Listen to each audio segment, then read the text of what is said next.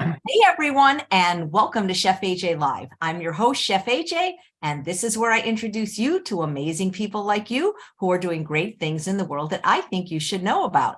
My guest today is Dr. John McDougall, and today is the first Monday of the month. We call it McDougall Monday, and he is here today to give you the skinny on fats. He's going to be talking about things like omega-3 fatty acids, DHA, and more. Please welcome Dr. John McDougall.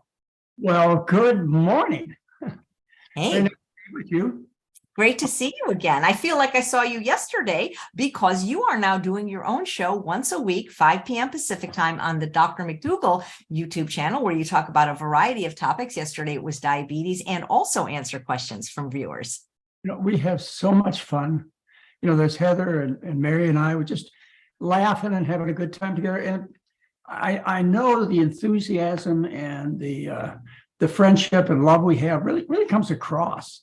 As I said to Heather last night, I said, even if we didn't have an audience, I would just love to do the show just because we have so much fun together.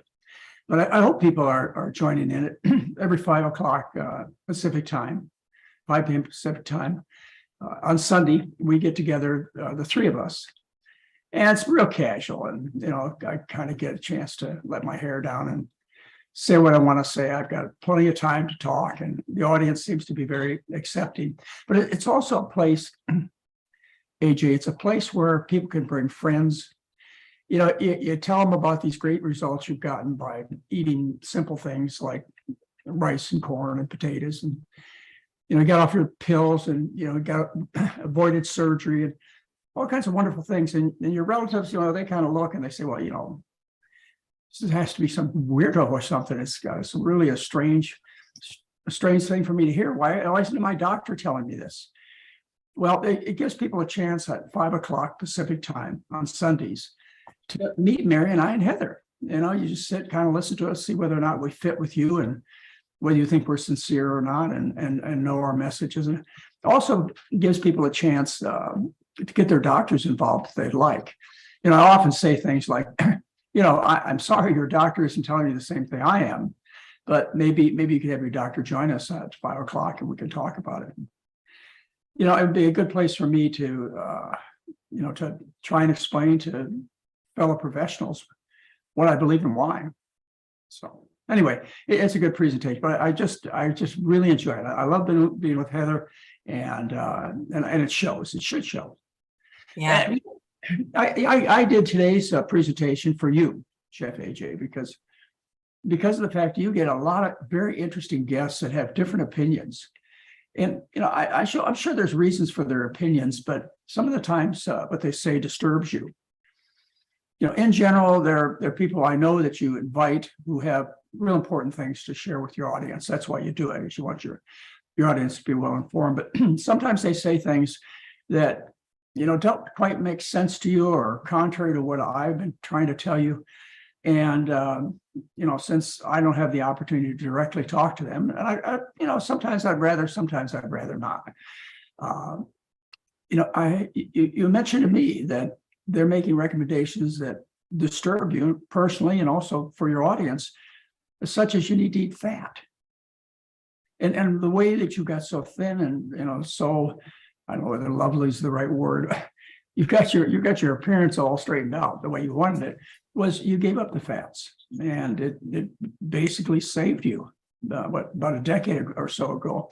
And so if somebody turns around and tells you have to eat fat and you're doing the wrong thing, you're going to get brain damaged and have a heart attack or whatever, I know it bothers you. It just so happens that most of these people who are giving this message happen to sell these fats themselves in their store. They're selling you essential fatty acids, and you come to me and you ask me what I think about it, and I've written what I think about it, and I tell you that I don't think it's a good idea, and I really think the public is being taken by these quote well-meaning people who cherry pick the literature, and they generally, it's just like in politics. You listen to those who have opinions that are favorable to you. And so people who support this point of view are looking to quote scientists who by themselves support supplements too for various reasons, including financial ones. And there's a lot of that out there. I mean, the funding of a source is one of the most important things I look at because I know what's going to be said.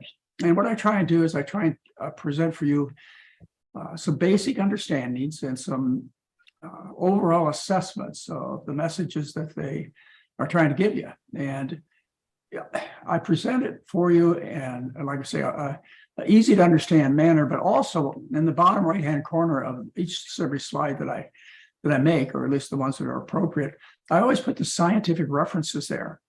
And in most cases, these scientific papers are available to you for free. You just put in Google and put in the address and read the paper yourself. Some of them are a little complicated, but the general gist of what's being said can be picked up from reading the paper, regardless of your education level or your interests. So what I'd like to do is give you a challenging second opinion, which I think ought to be your first opinion. And then, we'll give the opponents every opportunity to prove that their opinion is more right, more important, and so on. But I don't think so. Some of the things I've told you about fats that you need to know is the fat you eat is the fat you wear. After you use a little bit of fat to build some cell membranes and hormones and a few other things that fats are used for, not much, just a tiny amount. That extra fat has to go someplace. Realize some of it ends up going through your intestinal tract, and you see the oily sheen in the toilet from that fat going through. And some of the fat ends up on your skin, and you get greasy skin and greasy hair. And of course, bacteria can feed off of this oil. It loves bacteria. Bacteria love oil, especially the ones that make pimples. And so you get a pimply face, you get greasy skin and greasy hair. But most of the oil is destined to be stored as the metabolic dollar for when no food is available. But that doesn't come for us very often at all. So you end up just accumulating this storage and over and over and over again until you get to the point where your clothes don't fit anymore. And you really don't look the way you want to look. And so that's what happens when you get the wrong message. And it's particularly troublesome when people recommend, I just talked to you about general fats, animal fats, manufactured fats, essential fats, and so on. They all get stored and they end up in the toilet and on your skin and so on. But there's this whole category of fats that they call essential fats that you really do need. And you should get them from plants. That's where you should get them from. But as I say, as a back end, by and large, most of these people who are giving you this message are selling omega-3 fats. In fact, you heard me a few months ago, AJ. I got into the Real Truth About Health, the seminar I gave. I got into a discussion with a fellow that believed in eating salmon and also in taking essential fatty acids. And I worked really hard to get this man to admit that. First of all, as far as the salmon goes, I got really, really upset about that. I said, you got to stop doing this. The salmon are almost gone. And then after I kept needling him. Well, first what I did is I said, he wanted to know how you could tell whether someone was obese or not. And so on. And I didn't mean it. I didn't mean it this way. But I said to this man, I said, and he was a generous sized man to say the least. I said, well, you could take off all your clothes and look in the mirror. You could define obesity. Anyway, I finally got him to admit it. He admitted that's a big part of his practice was selling these supplements. They're embarrassed, and they ought to be for delivering a message that's financially to their best interest, and particularly one that's wrong, and it hurts your listening audience. So I put together a presentation on these essential fats for you today. And this is part of a larger presentation that I will be giving next month. And this is probably, I don't know, maybe a tenth of that presentation. We do a series on nutrition. We did the first of the series last Saturday on protein. And the next one's going to be on fats. And then the next one's going to be on sugar and starches. And the next one will be on vitamins and minerals.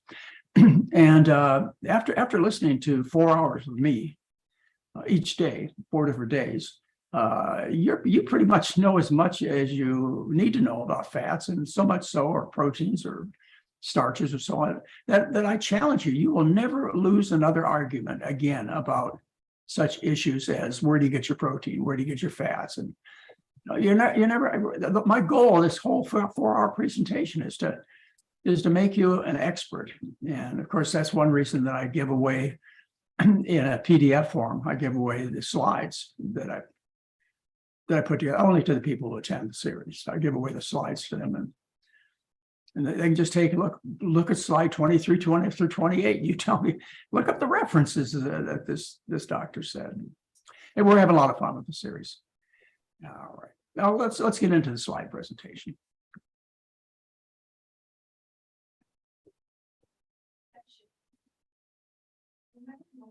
All right. So just let me know that everything's okay. Everything's okay. Yes. It's perfect now. Yes. Now it's perfect. All right, good. Okay. So appropriately, did you vote? Well, I didn't mean that really. I meant, you have an opportunity to vote on something as to whether or not you should make omega-3s, essential fatty acids, or you should buy them. You know, on my ballot, I'm gonna put, I'd rather make them and buy them, because that's really what we're talking about is what's the right thing to do? Make them yourselves in your own body, or buy them off a shelf. And what we're going to be talking about is omega-3 fats, which are these 3 fats. And it might get a little confusing for you. It does for me. And then to try and remember the names and how to pronounce them, and it just gets overwhelming. And maybe it's best to go just by the initials. We have alpha linolenic acid, which is your omega-3 fat, which is only made by plants. And then all animals have the ability to convert this basic plant fat, this basic omega-3 fat, into a couple more longer chain fat, a whole bunch of longer chain fats. But 2 of them that are talked about a lot are icosapentaenoic acid, EPA, and docosahexaenoic acid. How's that? Pretty close, huh? DHA. Animals can do that. People can do that. And that's what we're going to be talking about. And generally what they're being sold is, well, you're sold ALA, but the main marketing goes to selling EPA and DHA. Yeah, those are the supplements that you're told that you have to buy to be healthy and prevent a whole bunch of problems.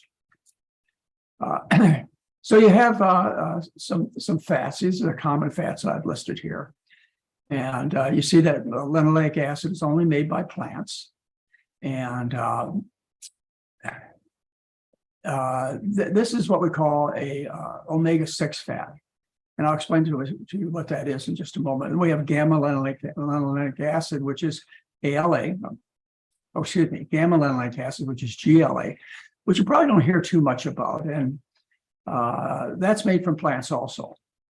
And you have alpha linolenic acid, which is the omega-3 we're going to talk about. And that's converted into icosapentaenoic acid and docosahexaenoic acid by animals.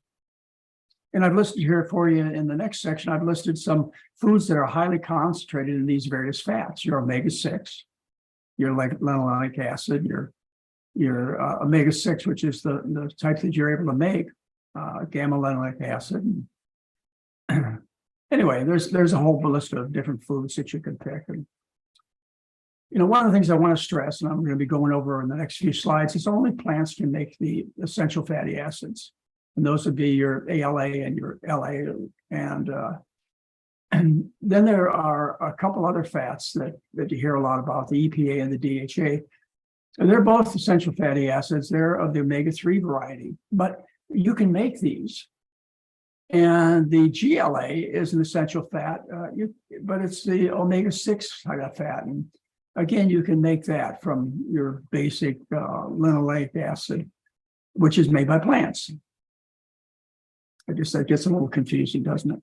But the reason we call these all these essential fats is because they can function to correct fatty acid deficiency. Any of these fats can. Here's what they look like. They call them omega-3 fats because at the carbon-3 position, you see where that is? You know, each one of those bends represents a carbon. So you go out there 1, 2, 3 at the carbon-3 position. A plant is able to take 2 hydrogens away from this particular molecule and create a double bond. And we call that process desaturation. And only plants can do that at the number 3 position. And the other essential fat you see over here, the linoleic acid, what happens is the desaturation occurs at the carbon 6 position. You count over 1, 2, 3, 4, 5, 6. And there a plant is able to take 2 hydrogens away and create a double bond. That shouldn't be too complicated. You've heard a lot about double bonds and desaturation. And there's the argument, and I think it's true. It goes back to the initial research on fatty acids, which was published in 1975. And this is a good paper to look up, to read about. It's about how the W6 or the omega-6 linoleic acid is the most important one, because you can turn all the other essential amino acids, you can make all of those from linoleic acid. All right, plants, not fish. Let's go back to the fish and talk about, that's the main reason you're told to take in EPA and DHA is because they're in fish, and you're told to eat fish to get these particular fats, particularly the omega-3. But what you have to realize is that no fish, no reptile, no animal at all can desaturate at the carbon 3 position. It's only plants that can do that, and also at the carbon 6 position. Only plants can do that. And the reason fish and reptiles and all other animals, the reason that they have these essential fats is because their body fat stores them. They can't synthesize them. And fish are particularly good at storing the omega-3 variety. And my question is, why eat the animals? Why don't you just go to the original source of the omega-3 and the omega-6 fats? I think you should, for a whole bunch of reasons. Your health, the health of the sea life, and so on are the reasons that come to mind initially. Now, I just want to take a general thought here for you, and that is that once you listen to me about essential nutrients, you come to the conclusion, or you might come to the conclusion that there's this grand conspiracy, because all the things that are essential for us to eat, in other words, we can't make them ourselves. We got to get them from some outside source, which is the food. Basically, all of these are made by plants, not by animals. For example, 11 of 13 known vitamins are made by plants. One is not a vitamin, it's a hormone called vitamin D. The other is made by bacteria, which is vitamin B12. 11 of the 13 vitamins are made by plants. And all of the 20 amino acids, amino acids go to make up proteins. All 20 amino acids are made by plants. Now, there are what we call non-essential, which we can synthesize in our body. And there are essential amino acids, which we can't. And all 20 are made by plants, but the 8 essential amino acids, you have to go to plant sources for them. We're too better than a rat. The rats can make 10 of the essential amino acids, and we can make too better. We can make 8 of them. There are 2 kinds of essential fats that we're starting to talk about, and these are only made by plants. Your omega-3 and your omega-6. And when it comes to minerals, we get them from plants. Minerals occur in the soil, and they dissolve in water solutions, and they're absorbed by the roots of plants, and they're incorporated in the stems, leaves, flowers, and fruits of plants. No animal eats ground. So all our requirements are met by plants in small amounts. And basic diets, simple diets, as simple as a potato, provide all these essential nutrients: the vitamins, the amino acids, the essential fats, the minerals. It's the plants. Anyway, all right. Does anyone suffer from essential fatty acid deficiency? Well, let me show you the cases that I've been able to find of essential fatty acid deficiency. They occurred in an experiment that was done back in the 1950s. What they did is they took 21 infants under the age of 1, and they put them on different formulas. One was a formula of skim milk, one half skim, one of evaporated, one of whole homogenized milk, and a special milk that was missing all of the essential fats. And what happened is the kids that ate the formulas that were missing the essential fats, the ones that were synthesized in the laboratory, they got sick. They developed essential fatty acid deficiency. What that looks like is loss of hair, increased food intake, poor growth, fatty liver, dermatitis. The blood vessels become fragile. They have difficulty healing the wounds, and they're more susceptible to infection. They have growth retardation in children and reproductive failure. And that's what it looks like. And they could only create that by feeding these synthetic formulas to babies. The other situation where you'll find essential fatty acid deficiency is when people have been through bariatric surgery, where they isolate most of the small intestine. In the small intestine, that's where the nutrients are absorbed. All the fats, the amino acids, proteins, et cetera, are absorbed in the small intestine. Well, when you isolate the small intestine out, because you're trying to prevent the calories from going into the body, when you isolate the small intestine out, when you do these bariatric surgeries, gastric bypass surgery is what I'm talking about, is you can develop some essential fatty acid deficiency, but you don't see it clinically. You can't tell from looking at the patient, but they've been able to discover it by examining their blood. And they found the content of essential fats was reduced in people who've been through this surgery.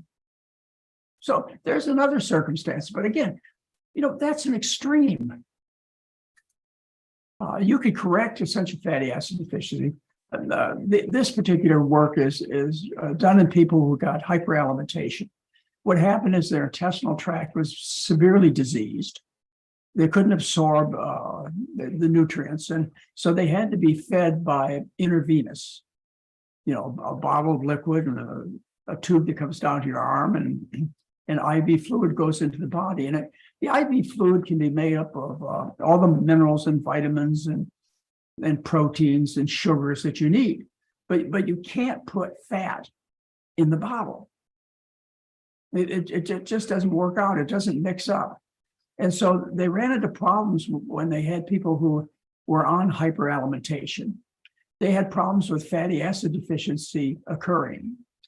And, these people, a couple of the people developed a scaly dermatitis. And the way they treated them is fascinating. What they did is they applied safflower seed oil, which is rich in linolenic acid, this is the omega-6, to 3 of the patients to their forearm, just like this, for 2 weeks, and they cured them. Now, they tried olive oil, which is not essential fat. That's a monounsaturated fat. They put olive oil, same thing, on the forearms of the people, and they didn't get well at all. So this explains to you just how little essential fat that you need. And you could just put it on your skin to get it. The next question that comes out from probably some of your listeners is that, well, if you're going to absorb fat from your skin, is this going to make me fat?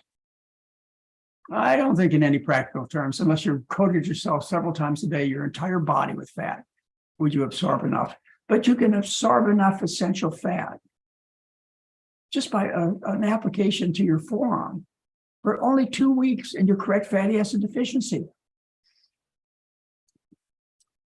The extreme in fat deficiency occurred when some members of the Irish Republic Army, the IRA, they decided the way they were going to protest.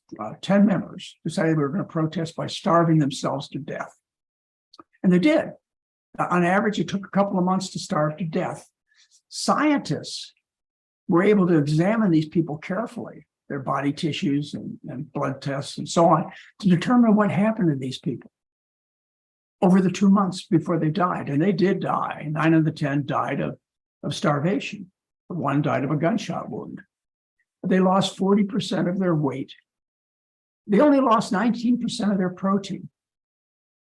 But what they lost, what caused them to die, is they lost their fat stores.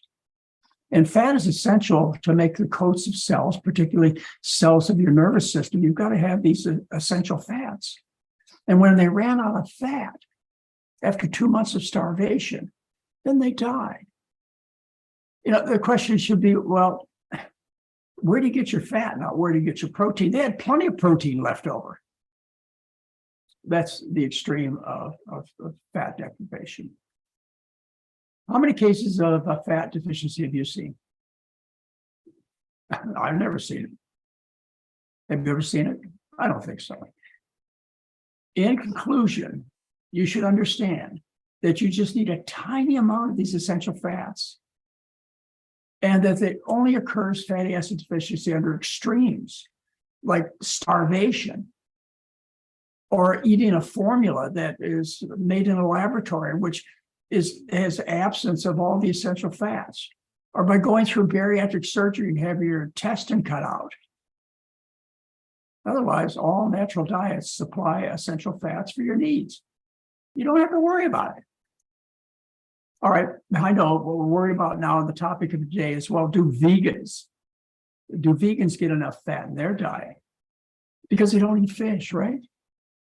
Or at least they shouldn't eat fish unless they're pesco vegetarians. And with vegans, which live on an all plant food diet, would they get enough essential fats? Well, you probably already know the answer when I told you that it's only plants that make essential fats. But the rumor that's out there is that the ALA is not efficiently converted to EPA and particularly DHA by the human body. And so what you're told is, because of this belief, which you're going to find out is incorrect, what you're told is that, okay, you get enough ALA, alpha-linoleic acid, you get enough of this essential fat when you eat plants. Of course, vegans eat lots of plants, but your body is just not capable of making these conversions efficiently enough, so you've got to buy my supplement. Well,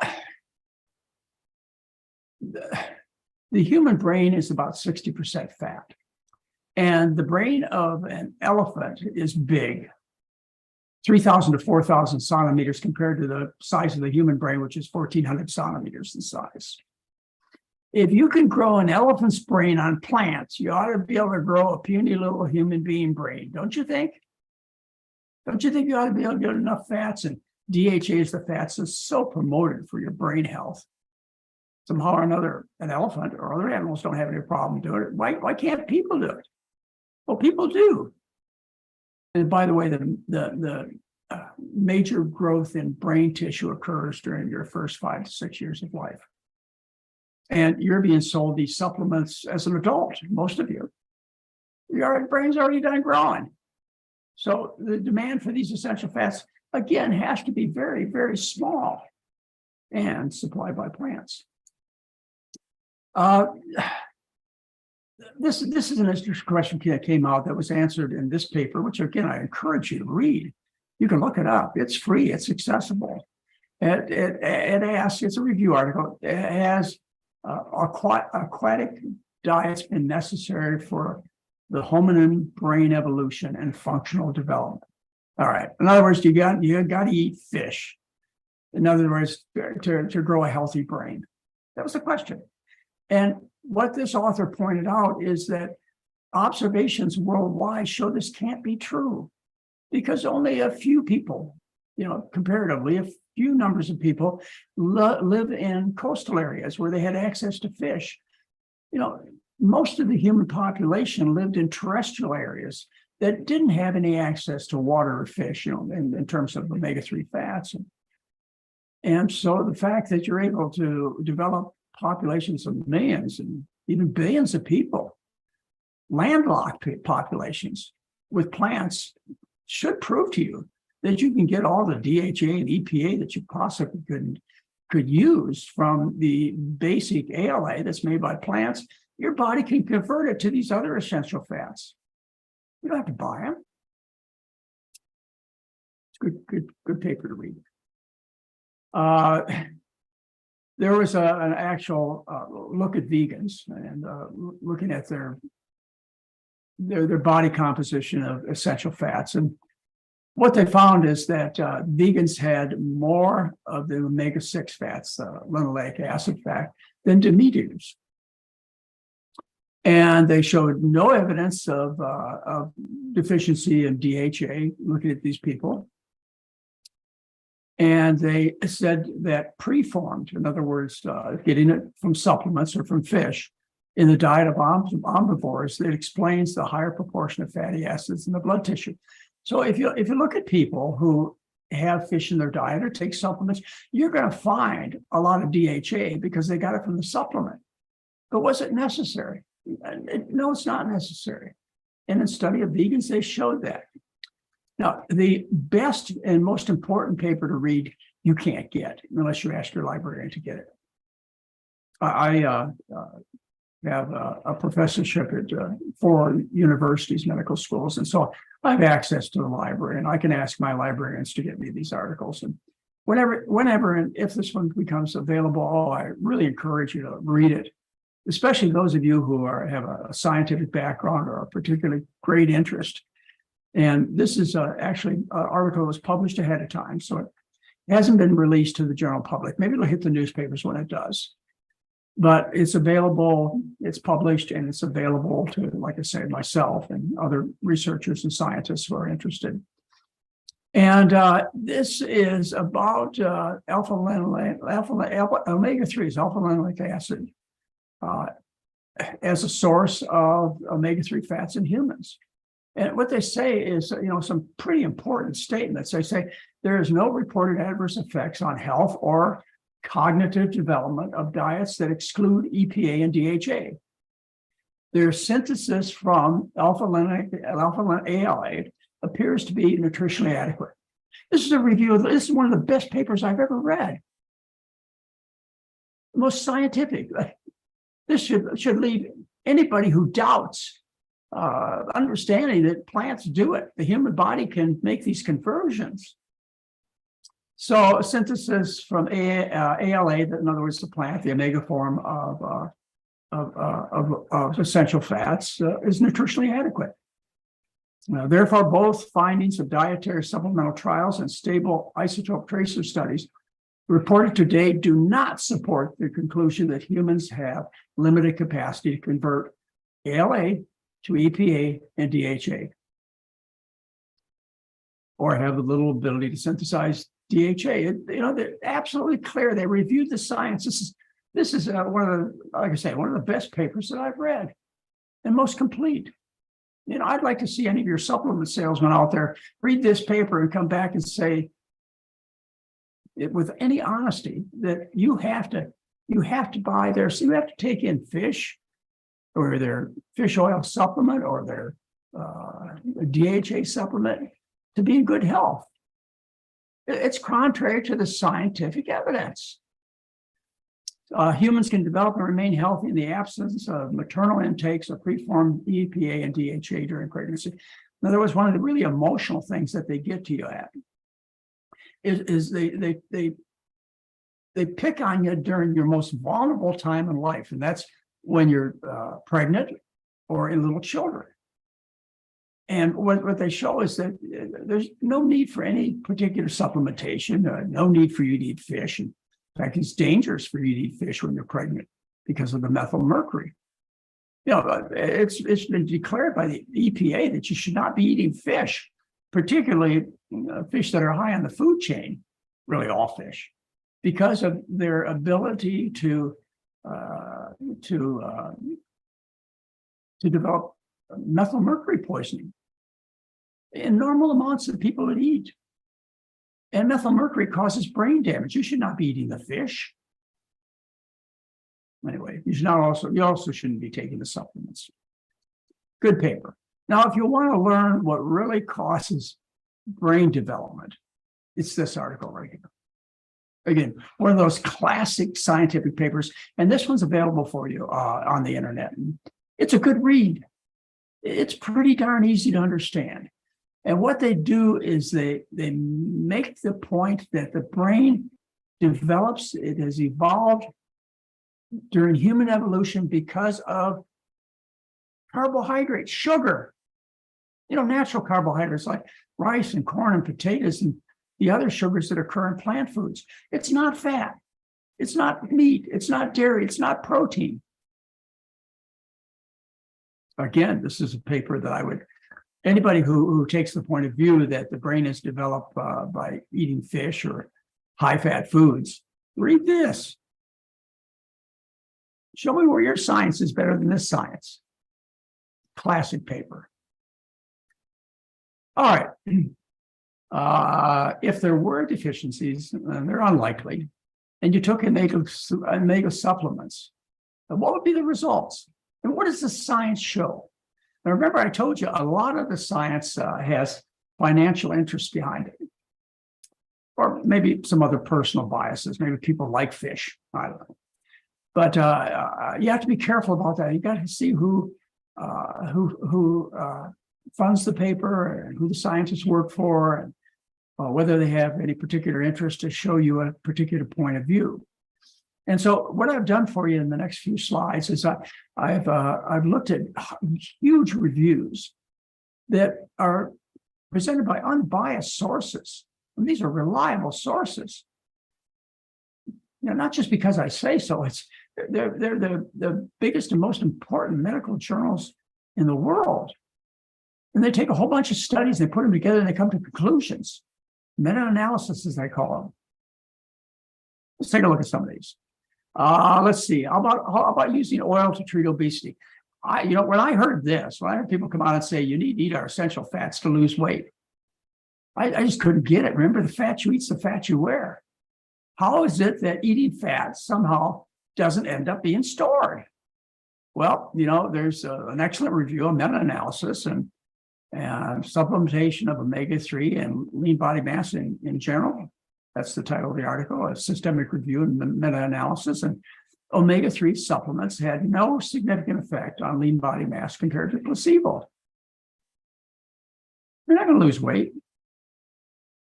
You're only taking a little amount, so you probably won't gain much weight. But what if you really took it serious and you started drinking tablespoons full or glassfuls, and you gain weight?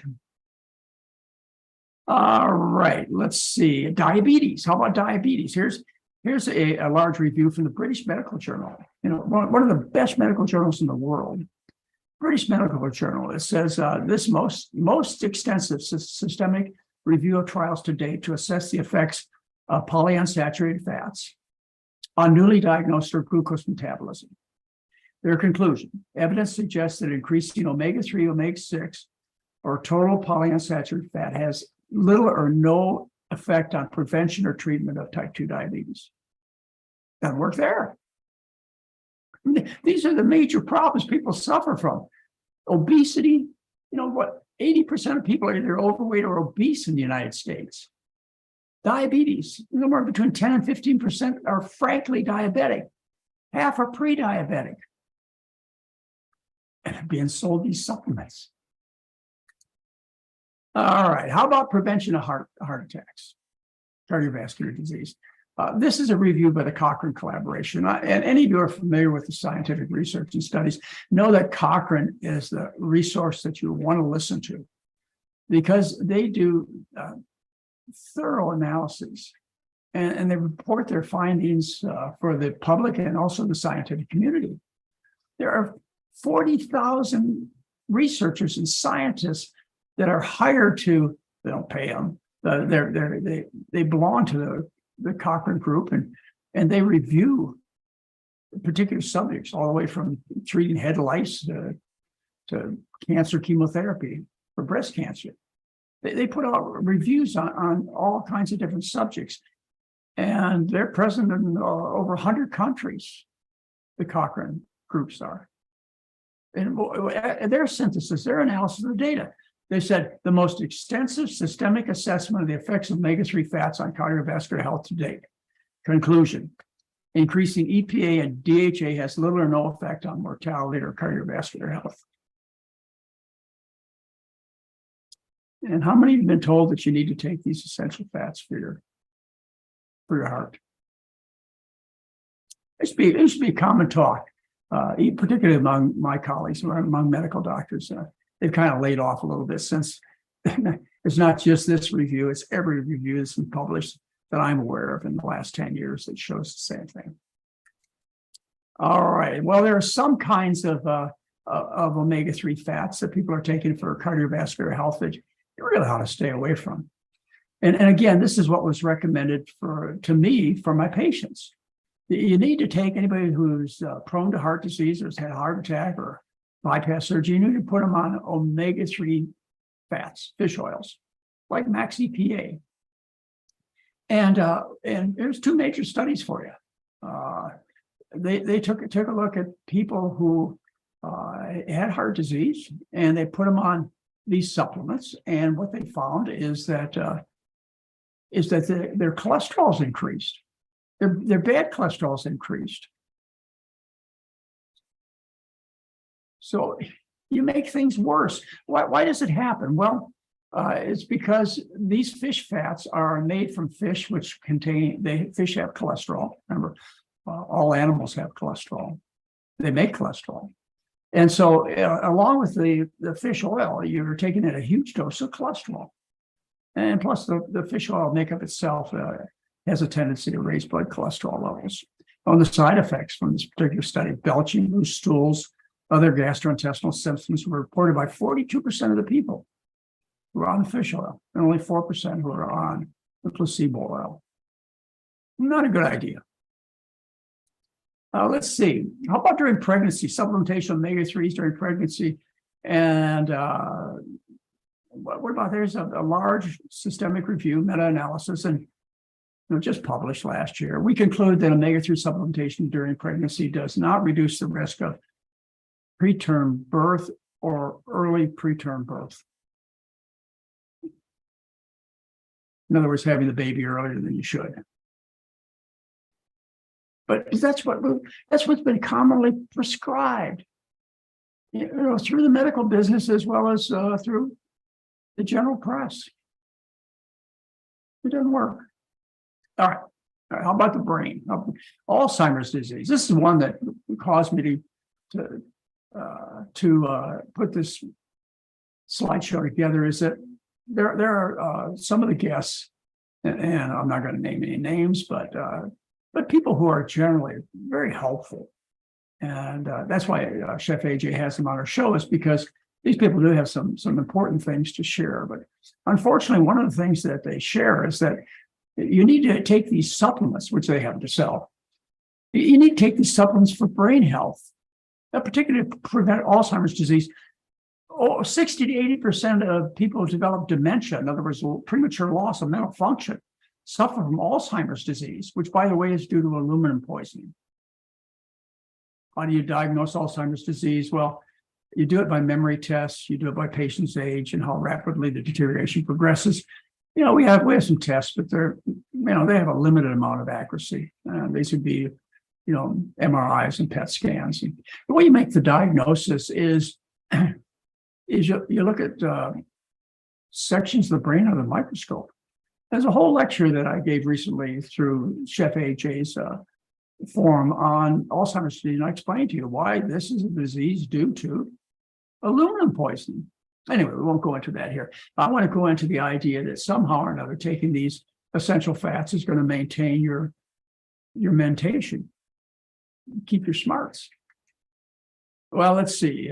Here's a big review, again, done by Cochrane. You can count on it. You can count on the Cochrane collaboration.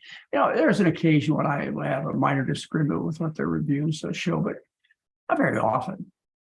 They looked at omega-3 fats from fish, and what they found is that we found no convincing evidence for the efficiency of omega-3 fats.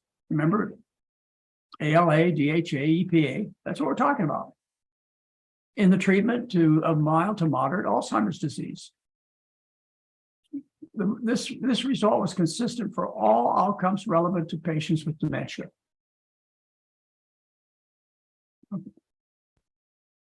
A couple more reviews. Again, you may want to look these up. I encourage you to do this. Why should you just listen to me? I could be, I have a bias, of course, but I have no hidden agenda. I don't sell supplements that are in any way competing with them. I don't sell supplements at all. I sell potatoes. I'm Dr. Potato. Anyway, here's a couple of major reviews you might want to pull out. They're freely available, and The titles are interesting. The effect of icosapentaenoic acid and DHA acid supplements to control cognitive decline in dementia and Alzheimer's disease. A systemic review. And what they showed is these supplements did not affect scores obtained in cognitive tests. They did not reduce the risk of mental deterioration. I like the title of this one. Why have the benefits of DHA not been borne out in the treatment and prevention of Alzheimer's disease? You know, it should work. After all, the brain has a lot of DHA in it. It should work. But that DHA, it's made by people from ALA from plants. We make all we need. We don't need any extra. So fish oil and other DHA supplements has not consistently shown to benefit prevention or treatment of Alzheimer's disease. There's 3 major papers you can read. All right, so why are these so popular? This is why. The sale of these supplements, and you see here that DHA is represented in the dark purple and EPA is in the lighter purple, and ALA, which is from plants. I mean, there must not be a lot of upsell in that. It's in the light blue, and you see what's happened to the sales. Gone from $500 million to billions of dollars. Here's a typical supplement, costs you about $32 for 60 pills. That's $194 a year, and I didn't include tax. Globally, the omega-3 market in 2020 was $2.1 billion. This has to do with the money.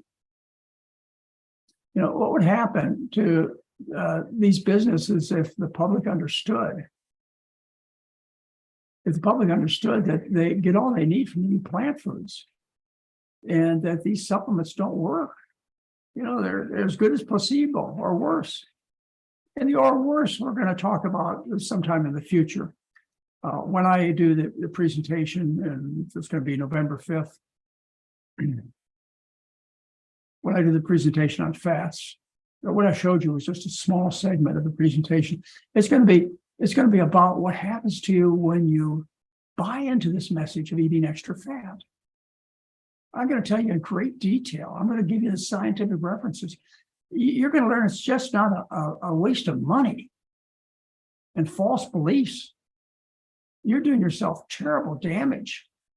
One of my mentors, Nathan Pritikin, called it lipotoxicity because he considered it the most damaging part of the Western diet. And supplements are the epitome of this damage. So, you know, I invite you to become part of this series that we're doing on. We did protein last Saturday, and fats coming up, and sugars coming up, and vitamins and minerals. And the goal again is to make it so you never lose an argument again when somebody asks you where to get your protein, or why don't you take my DHA supplement? Without it, you'll become demented.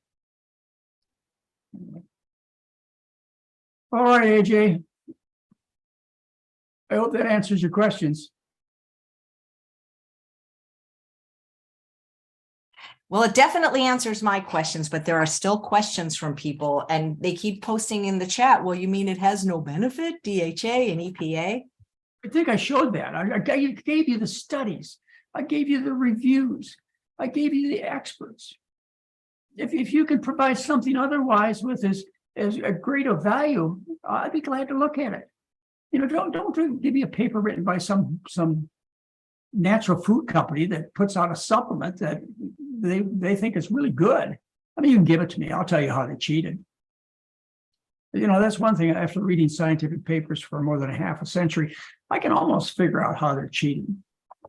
You know, I look at the methods and see what they're up to. First, I look at the funding source of the paper. Then I look at the methods because I know what they're going to show based on the funding source. And then I can figure out the trick they used. So, you know, my mind is open. Show me otherwise. You're wasting your money. You know, if you spent $200 on supplements for the year, what could you do with that $200? You're talking about inflation. You're talking about, financial problems these days. What could you do with an extra $200? Oh, how many potatoes can you buy for $200? Or corn, or whatever. You get the point. And the same foods that provide the ideal amount, as I showed you, the great conspiracy. Plants are the great conspiracy. 11 of the 13 vitamins, the 2 essential fats, all the essential amino acids, all the minerals. What if people figured out that plants do a better job, it's safer, and costs you virtually nothing? What would happen to these industries? I mean, if the public believed it, but unfortunately, the public is generally looking for a quick fix. And the public believes because they think to themselves, well, why would these scientists, these experts, these doctors, et cetera, be telling me something that's not true? I can tell you why. Not because they're concerned about your health or your family's health. I can tell you why. They're getting funding from a drug company, or they themselves are selling the supplements. I mean, that's the way life is. Human beings act that way. I think people are so worried about Alzheimer's that they would rather err on the side of caution. Well, yeah, it doesn't work. First of all, it doesn't work. And second of all, taking these essential fats, as you're going to learn about, and in the upcoming lecture that I'm giving, this 4-hour, half a day, could turn into a whole day seminar that we're going to be giving in November. You're going to hear about the harmful aspects of this. I mentioned one of them for you. The fat you eat's the fat you wear. Now, admittedly, you're taking a tiny amount of oil, but it adds up. It adds up. These essential fats, they cause problems of bleeding. They damage the arteries terribly. Some of the fats do. They promote cancer more so than animal fat does. It's it's not like you're just wasting your money, folks. You're impairing good health, and besides that, it takes your eye off of what's really important. Oh, I can have this cheeseburger. I'll just take a DHA supplement, or a vitamin or a mineral, et cetera. I could pay penance to my sin at the dinner table. It doesn't work that way. People are asking, though, would it be prudent to take flax or chia every day just as a precautionary measure? Not necessary. Not necessary. It's certainly a more healthful way, an economical way to oversupply yourself with these fats. But the oil from flaxseed, it's particularly damaging when you eat the oils, which are isolated concentrated nutrients. What they do is they grind up the flaxseed, and they suck the oil out of it, the essential fat oil out of it, and all you get is essential fat to get into the bottle. No protein, vitamins, minerals, carbohydrates. There's nothing there, like there was in the flaxseed. And when you're dealing with that kind of thing, for example, I can show you research on using flaxseed oil, which fed to experimental animals. And I know some of you don't want to talk about that, but that's part of the scientific community. They increase the size of tumor growth by 1,000 times over feeding a low-fat diet. These things are, they suppress the immune system. They encourage cancer growth. So in the plant, it's mixed up with a whole bunch of things that nature put there over 400 million years of evolution. Longer than that, probably. Anyway, nature did it right and put these oils in an environment where they're not toxic to you.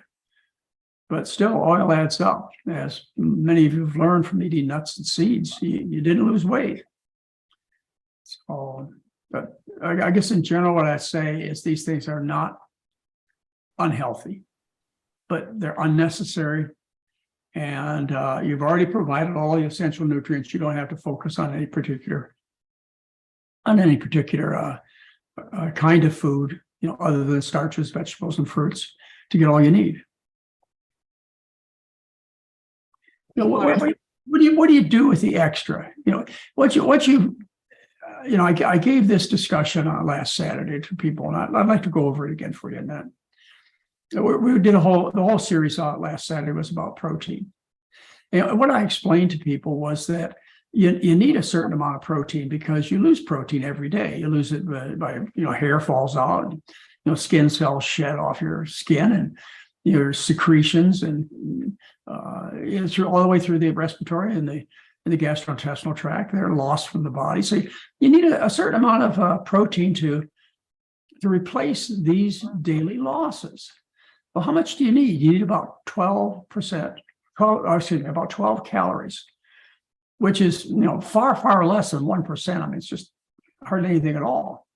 And then if you add a few more calories of protein to cover all particular issues, then what your protein needs are about 3 to 5% of your calories should be protein.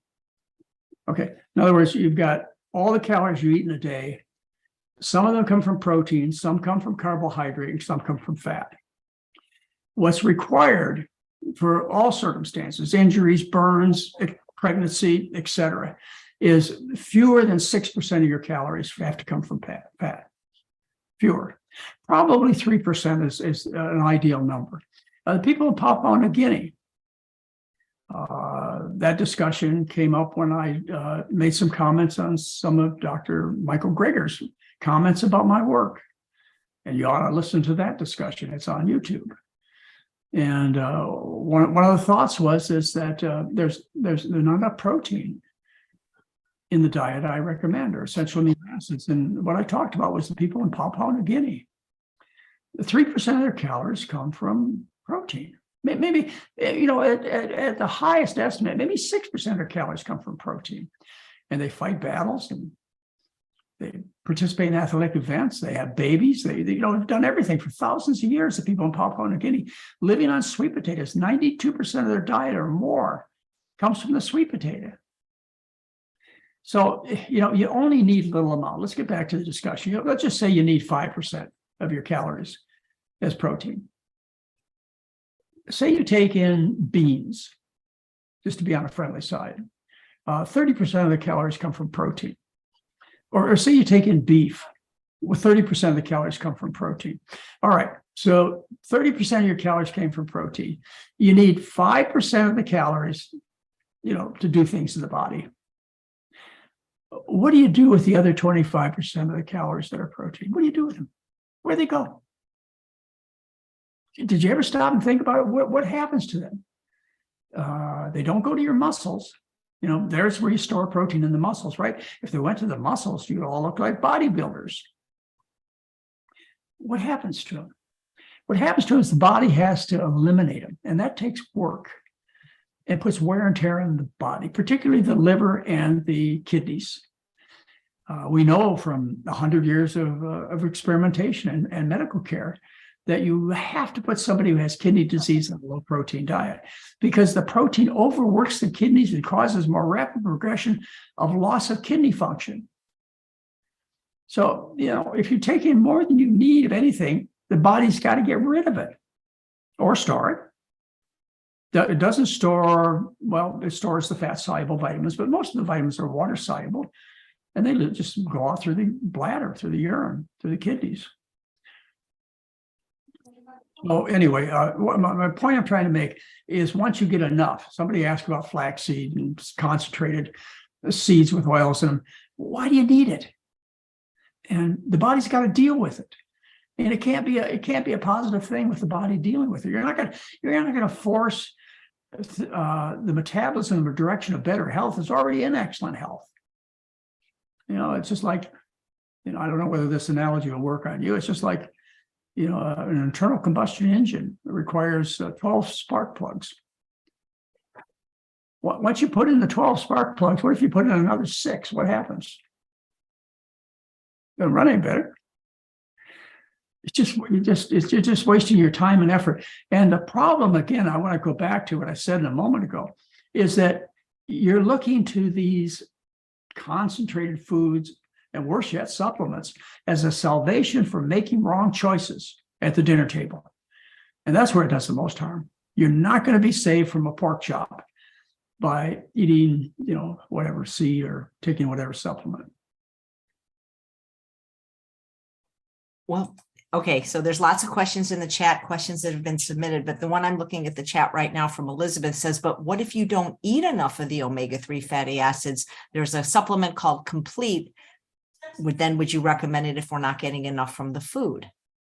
How would you not get enough from food? And I just showed you all the cases of essential fatty acid I could find deficiency. It was infants raised on synthetic formulas that were designed to have no essential fat in them. There's one example. The other example was people who had intestinal bypass surgery. Okay. And then another example was people who had very severe intestinal disease. How would you possibly develop any fatty acid deficiency from any natural diet? It's never going to happen. Yeah, you could stop eating a natural diet, and in 60 days, and when you starve to death, you'd be in trouble. You need, but this essential fats are all stored in your body. They just went away because you didn't eat. Why are you trying to treat a problem you don't ever have? You can't. It won't happen on any natural diet. But if you want to really do things well, you do a starch-based diet with fruits and vegetables. Any natural diet. Let's see. How about a diet that was just milk or meat? 97% of the calories from milk are the saturated fat variety. Only 3% are the polyunsaturated, or the essential fats. So you could run into a problem there. There's actually a research paper that was published back in the 70s that made the contention that the reason people develop multiple sclerosis is because as babies, they were raised on cow's milk, which is only 3% of the calories as essential fat, or fewer than that. I mean, they're polyunsaturated fats. So they're fewer than half of them are the essential fats. And the idea being that when you're a baby, for 6 years, you develop your brain full size, et cetera. So when you're a baby, if you don't have the essential fats to make the myelin sheaths, which are the coating of the nerve cells, then what happens is you got a bad start in life, and later on, you're susceptible to whatever causes multiple sclerosis, which in my mind, I pretty much know, I believe I know what causes multiple sclerosis. But anyways, it's a setup for a susceptible nervous system later in life. Same thing with beef, 97% of the calories are saturated. Saturated fat are calories that any animal makes, including people. They're not essential fats. They're unessential. You can make them. So anyway, the point is you're not going to make the engine run better by throwing more spark plugs at it. Okay, so Debbie wants to know if your answer would be different if someone has had gastric bypass surgery. Well, remember I showed you in the gastric bypass patients, they didn't really see any clinical differences. They didn't see any clinical differences. All they saw is a decrease in the amount of essential fat on their blood cells and the membranes of their blood cells. That's all they saw.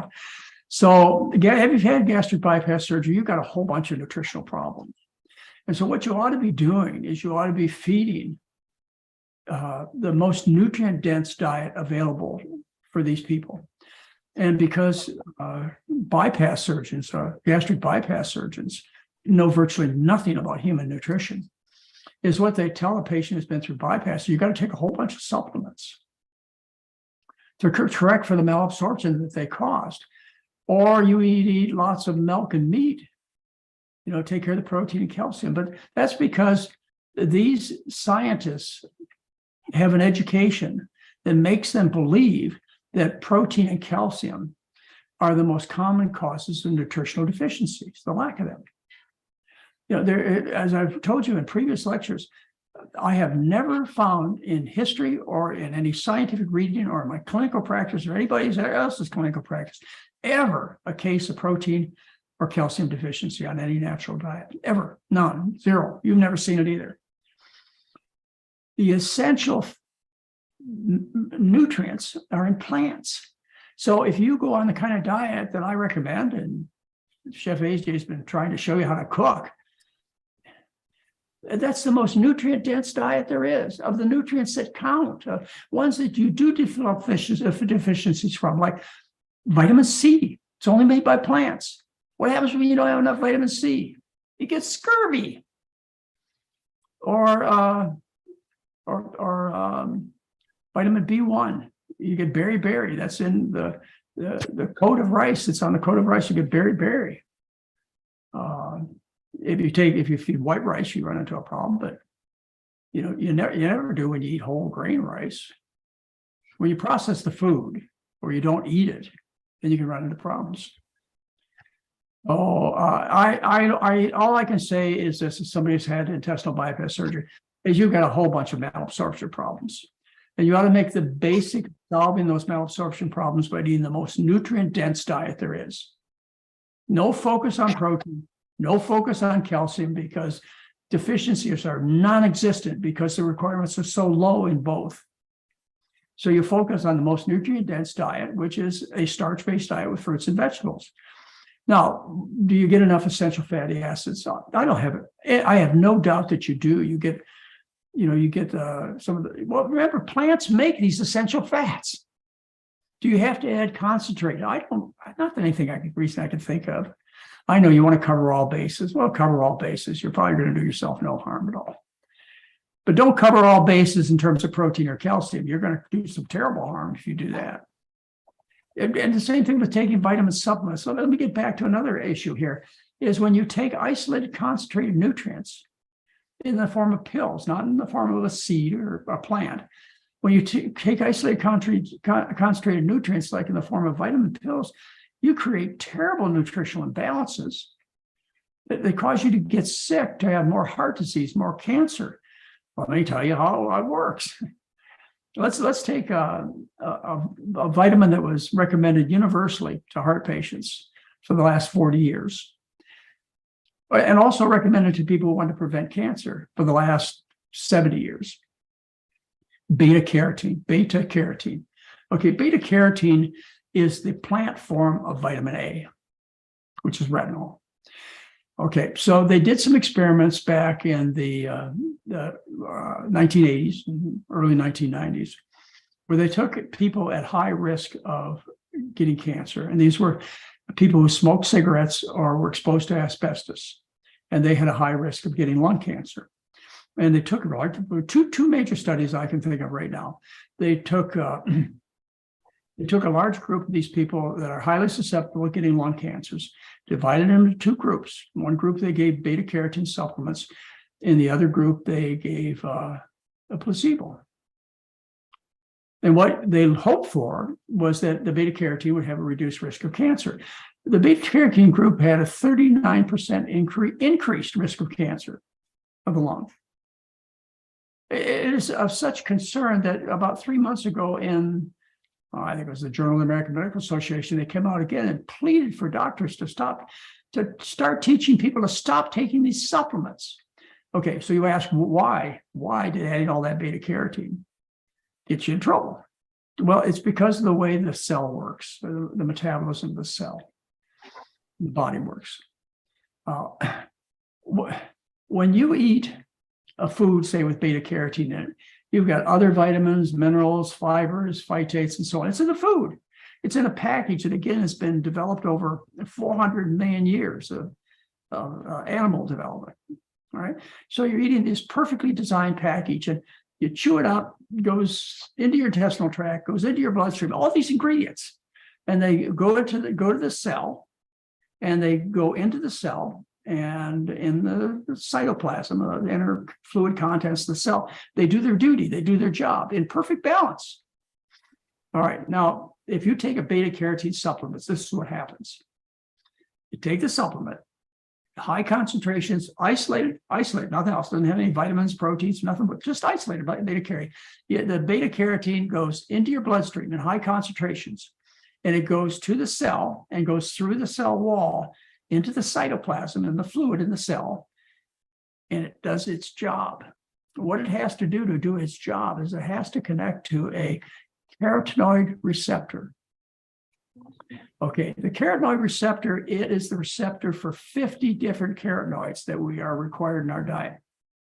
50 different carotenoids, not just beta carotene, but 49 other ones. And the carotenoids don't work until they attach to the carotenoid receptor. When you introduce a high concentration of beta carotene into the cytoplasm, it floods the receptors with beta carotene. There's no room for the other 49 carotenoids to work, to sit, to do their job. They're displaced. And so you're in trouble. You have nutritional imbalances. You have more cancer, more heart disease, more risk of death, because you've created this imbalance in your cells.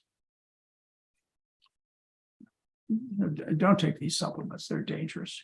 I could show you research, excellent research, reviews that show you increase your risk of cancer and heart disease and death by 20 to 30% taking folic acid. You increase your risk of dying of heart disease by taking vitamin E. You increase your risk of cancer by taking beta carotene. I showed you a couple of months ago how you increase your risk of fractures and falls when you take vitamin D. You all looked up the research papers I showed you, right, from the lecture I gave last month. Well, come on, you did, didn't you? Please, I can't do this all by myself. I can only do maybe 5-10% of the job. You got to do the rest.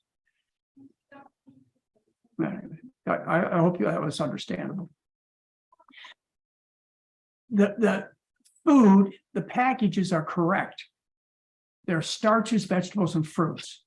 They've been designed to work with the human body. For the Homo sapien for 1 million years, for the hominoid for 4 million years, for animals like, I don't know, a long time, 100 million years, 400 million years, long time. I'd have to look up my figures and facts to see what the estimates are. You're going on a long time, folks. Dr. McDougall, our mutual friend Linda Middlesworth is watching, and she says that she eats ground flax seeds to help kill cancer cells. Is that a thing? I have no reason to believe that works. And besides, what you've done when you grind the flaxseed is you've destroyed the seed. You've beat it 1,000 times with a steel blade. You've disrupted the fiber. You've rearranged everything physically in this once there was a seed. It's now this powder. Okay? Now, the powder is going to be less troublesome than if you took the omega-3 out and left all the fiber and carbohydrates and proteins behind. You had an isolated flaxseed oil. That's really dangerous. I told you it was dangerous. So the more you process the food, the more you make it into something the body has never dealt with. The body's tough, folks. Look, I've tested the human body.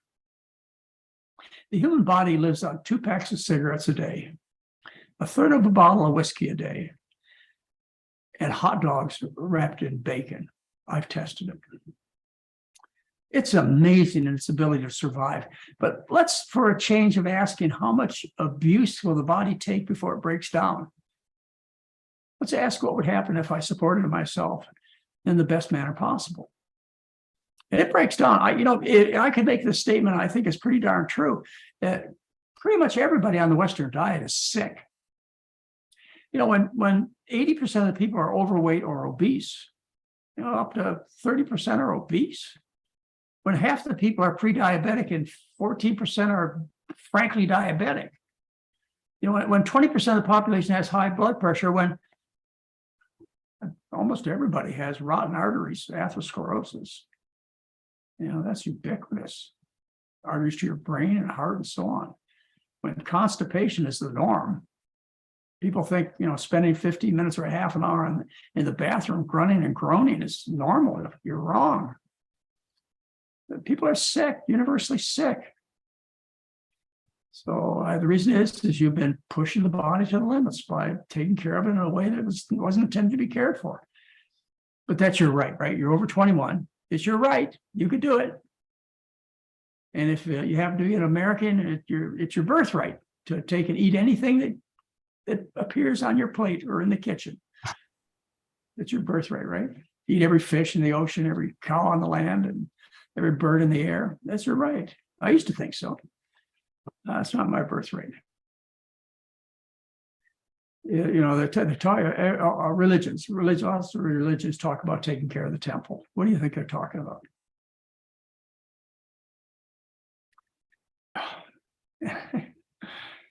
Well, I know I've been hammering the same message for 46 years. You might be tired of hearing it, but the reason I keep saying it is because it's the truth.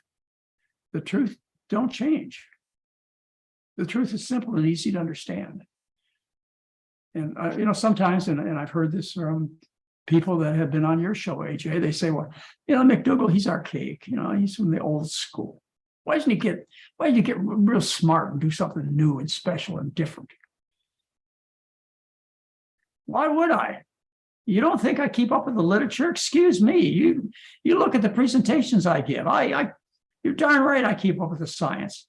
My passion is reading scientific studies. I for my whole medical career read about 13 medical journals a month, every month, and I still do. I just don't get them as paper magazines anymore. I get them over the internet. And so, I'll spend an hour or two a day reading the science, the literature, the papers. It's because it's my interest. It's a passion. I love it. Some people read novels. Mary reads novels. I don't read novels. I read journals. So believe me, I keep up. If you have any doubt, then tell me how you disagree with me. I gave you some papers to read. I gave you some really good stuff to read. The best. You tell me why that's wrong. I believe it's right. Come on now. I am old. I've always believed that people would start challenging me once I got to be old and decrepit and maybe a little senile, but I guess I'm not there yet. I have to wait until I get a little bit more demented. After all, remember, if you know my history really well, you remember if you want to discount Dr. McDougall, which is a game that's being played these days. What you do is you say, well, 5 years old and he had a stroke. It's got to be off his brain a bit. I don't know. Okay, Mary says, what about studies that show taking DHA helps with major depression? I just showed you a study on the mood. That was that they didn't seem to find it in the big review I just showed you. I'm sure you can find the study. So read the funding of the study. Take a look up the authors, see what they do, who they work for. Often what they'll do is they'll cheat these days because they figured out how to do it when it's asked for conflicts of interest or your funding sources. They'll list no conflicts of interest. Well, maybe at that particular paper, you weren't paid by a drug company or a food company. But I bet if I go and look at the previous papers you've written and published, I bet I'll find the connection. And you didn't lose your loyalty just for this paper. You work for these people. They pay you good money. Okay, so this question has been submitted in advance from Joanne, and she says, can you please ask Dr. McDougall if he has any thoughts on stopping wet macular degeneration? I follow his way of eating, but I thought that adding some omega-3s or fat might help the absorption. The absorption of what? Less of lutein? The lutein is supplement. She didn't say. Yeah, I guess there's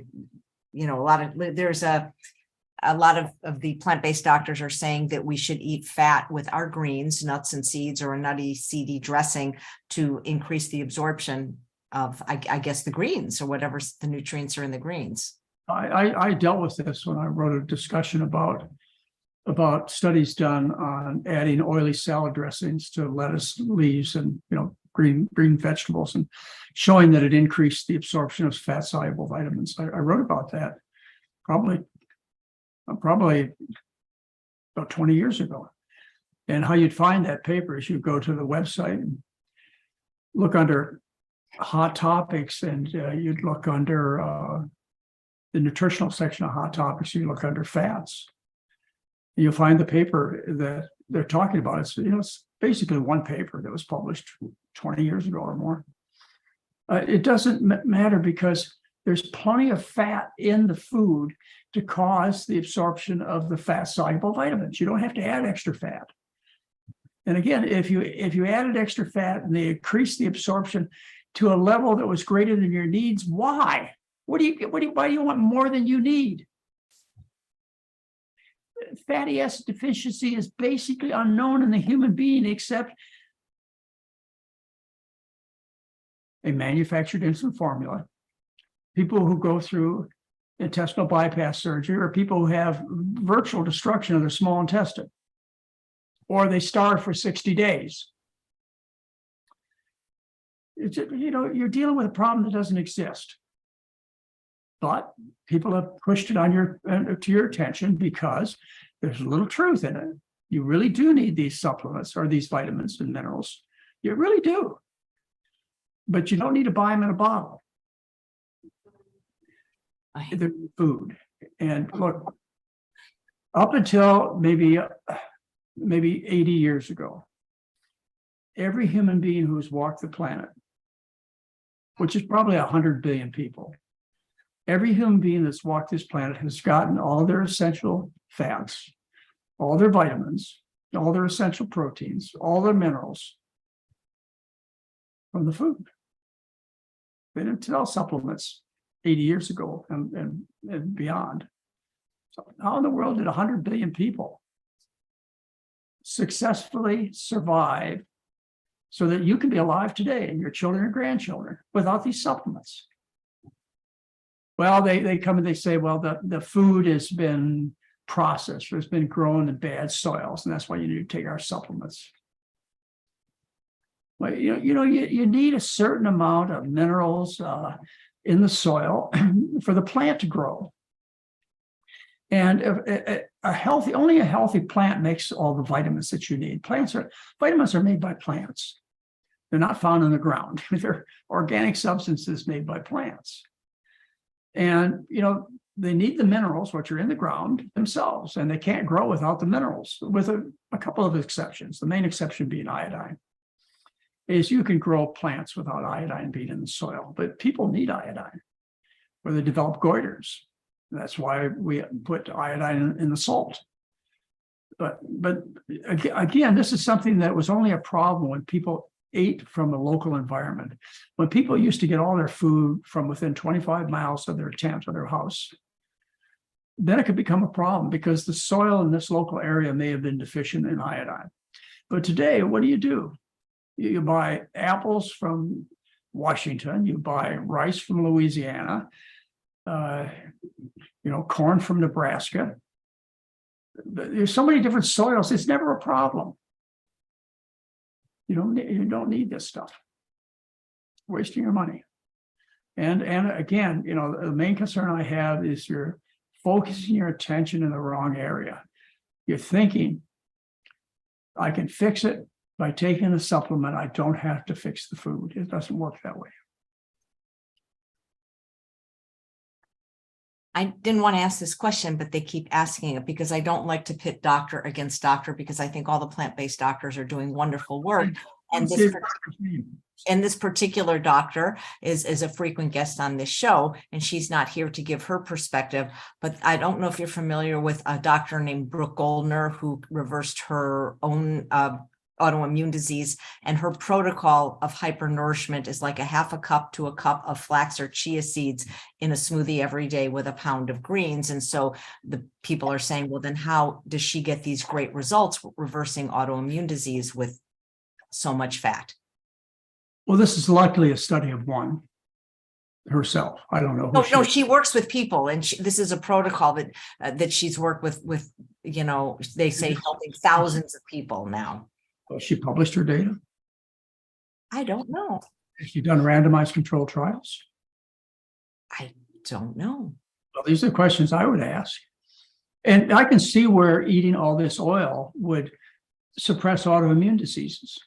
Like, for example, it's well known that eating primrose oil, which is an omega-6 fat, will reduce the amount of pain and swelling in a patient who has rheumatoid arthritis, which is an autoimmune disease.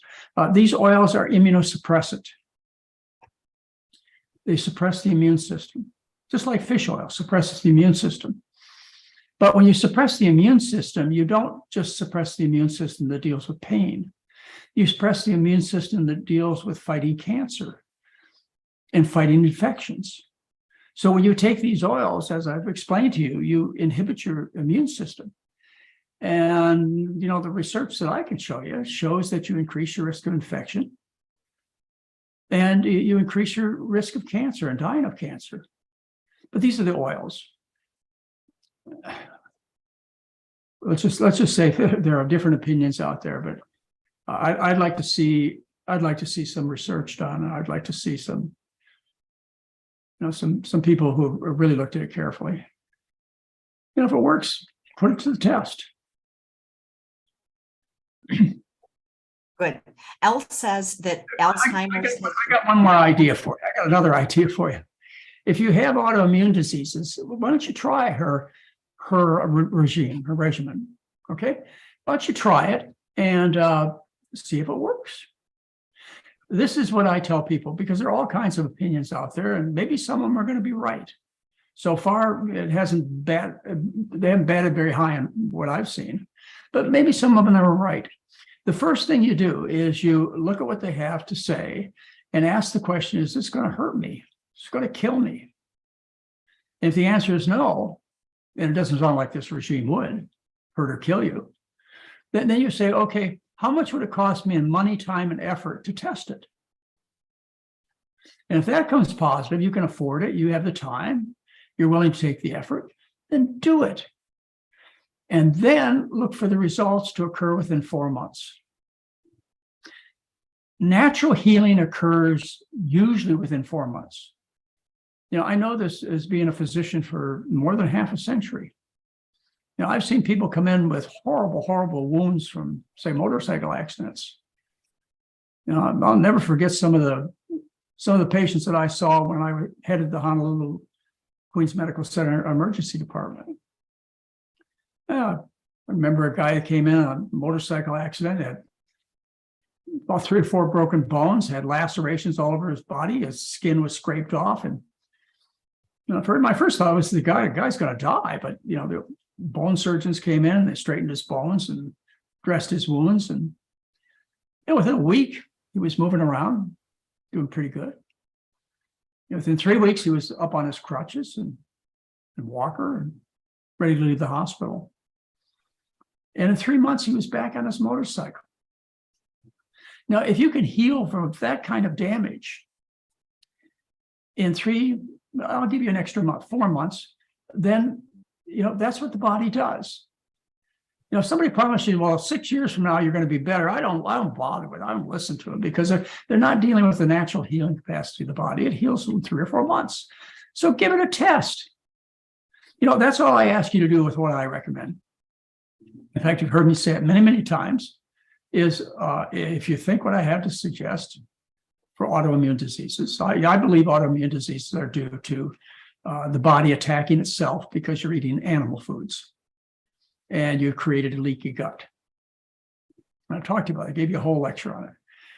And I treat it by eliminating the animal foods, first of all, and by healing the leaky gut, by correcting the dysbiosis and taking wheat, barley, and rye out of the diet, which creates a malabsorption problem we call celiac disease. So I do that. I put people on a diet with no animal foods, and I use the basic gluten-free diet approach, and that's where we start. And then the next step is I put people on what I call the elimination diet, which is in my May 2014 newsletter, free. It's a diet of the foods least likely to cause you to have reactions. It's an elimination diet. In other words, as the term says, you eliminate things that may be causing you trouble. And it consists of brown rice and or sweet potatoes. You also use taro, a couple other starches, but not too many. And it's green and yellow vegetables and fruits, except for citrus fruits. And all these foods are cooked thoroughly, because cooking denatures the proteins, which makes them less allergic. And, if somebody hasn't solved their problem of autoimmune diseases within 4 months with my approach, then you need to be looking elsewhere. And do you know where I send them for looking elsewhere? True North. I send them the Ultimate Elimination Program with Alan Goldhammer, my good friend, to go on the ultimate diet for healing. And that's nothing, no food, just some water. And of course, when you leave True North, what diet do you go on? Yours. With a little salt and sugar. Without salt and sugar, we use a little salt and sugar. So again, I'm not trying to tell you I've tested everything and I consider everything useless and harmful. I'm not saying that, but you owe it to yourself to listen with a careful ear, because there are a lot of people out there spreading a lot of messages that are based on their own personal experiences, their own biases, and a lot of money. And test them. Will it kill me? Do I have the time, effort, and money to test it? Okay, I'm going to test it for 4 months and see if it works. That's all I ask you to do with our program. And you know what? It works most of the time. And I have to tell you, there are a few exceptions, but it works. Another exception I'll mention is that there are a lot of people who are really, really heavy that we take into our program, and the weight loss is, so let's just say it's maybe 10, 12, 16 pounds a month. I mentioned 4 months, that's only a 40-pound weight loss. Some of you are starting out with 200 pounds of extra fat, at least 150. It may take you more than 4 months to get all that fat out of your body. That fat, not only does it put a lot of wear and tear on your joints, your lower extremities, but it also stores a lot of bad stuff. Your environmental chemicals are stored in your body fat. And when you lose the fat, those chemicals come out of your body fat. So, once you get down to trim body weight, and I mean you're trim, you're about the size of Chef AJ. And, then you've gotten the toxins out of the system. Then you can say, okay, I've done the test. I lost all the fat, and I've been on it at least 4 months, and see what happens. And again, I'm real happy with the results that we get. That's why I've stuck with the same program for 46 years. I've had no reason to change it. Modifications have been minor at most. And again, I get criticized for it because I'm not progressive. I'm not, I don't know what I am. I don't know. But I'm not demented enough to not contest with you. And to, in a friendly manner, by the way, especially let's just take a look at the science together. I try and provide you with the best science that I know.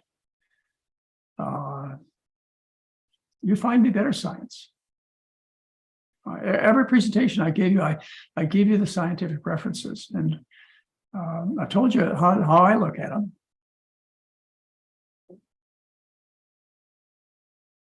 Okay, if you don't mind, a few more questions that were sent in advance. And I know you probably covered it, but I like to at least acknowledge the people that did take the time to write in advance. And this is Elle. She has at least 5 generations back Alzheimer's. And she says that a lot of doctors are recommending actually not just nuts and seeds, but oil to avoid Alzheimer's. Actual oil. I can't imagine. I can't imagine any benefit for an Alzheimer's patient to add oil. The oil would cause the same problems it caused in everybody else. And I can't think of any manner at all that any oil would help. I ran into something interesting last night on our 5 o'clock Sunday night, 5 p.m. Sunday night, a show that Heather, Mary, and I do on our YouTube channel. Somebody told me that their doctor got upset with it because her husband was on the McDougall diet. And he said, no, you got to be on the low carb diet, the Atkins kind of diet. And first of all, there's no reason to believe that the Atkins diet would be advantageous. And there's every reason to believe that this is a horrible advice for this person. With Parkinson's disease, the most effective treatment, which handles symptoms, it doesn't change the progression of the disease. It helps people become better at their motion, walking, et cetera. It's going to be valuable. Essentially, everybody's on this medication who has Parkinson's, and it hasn't failed them. I've been using it for 50 years. And that's levodopa, which is sold as a combination called Cinnamon. Every doctor should know, I mean, they've known for 30 years, it's been published at least 30 years, that you should not feed a high protein diet when people are on levodopa or Cinnamon. Why? Because protein blocks the absorption of levodopa from the blood into the nervous system where it works. What is the Atkins diet or the low carb diet? It's high in protein, particularly animal proteins, which are the ones that are notorious for causing the prevention of levodopa getting from the fork and spoon into the brain. So as I say, and I know a lot of your physicians, most of them are well-meaning, but they're poorly educated. They receive no education on diet therapy, and they're not interested in learning themselves. So they've got lots of opinions. And of course, they're the authorities, they're the medical doctors. Well, I'm a medical doctor too. And I was taught nothing about human nutrition when I was a medical student. I got a 1-hour course in 4 years on how to choose between different infant formulas. That was my education on nutrition. The average person in medical school gets 3 to 4 hours of education on nutrition in medical school. That's average. And there are some schools that will give a little bit more, but not much. And most of the education they get is on biochemical formulas that are related to food. They don't get any education on diet therapy.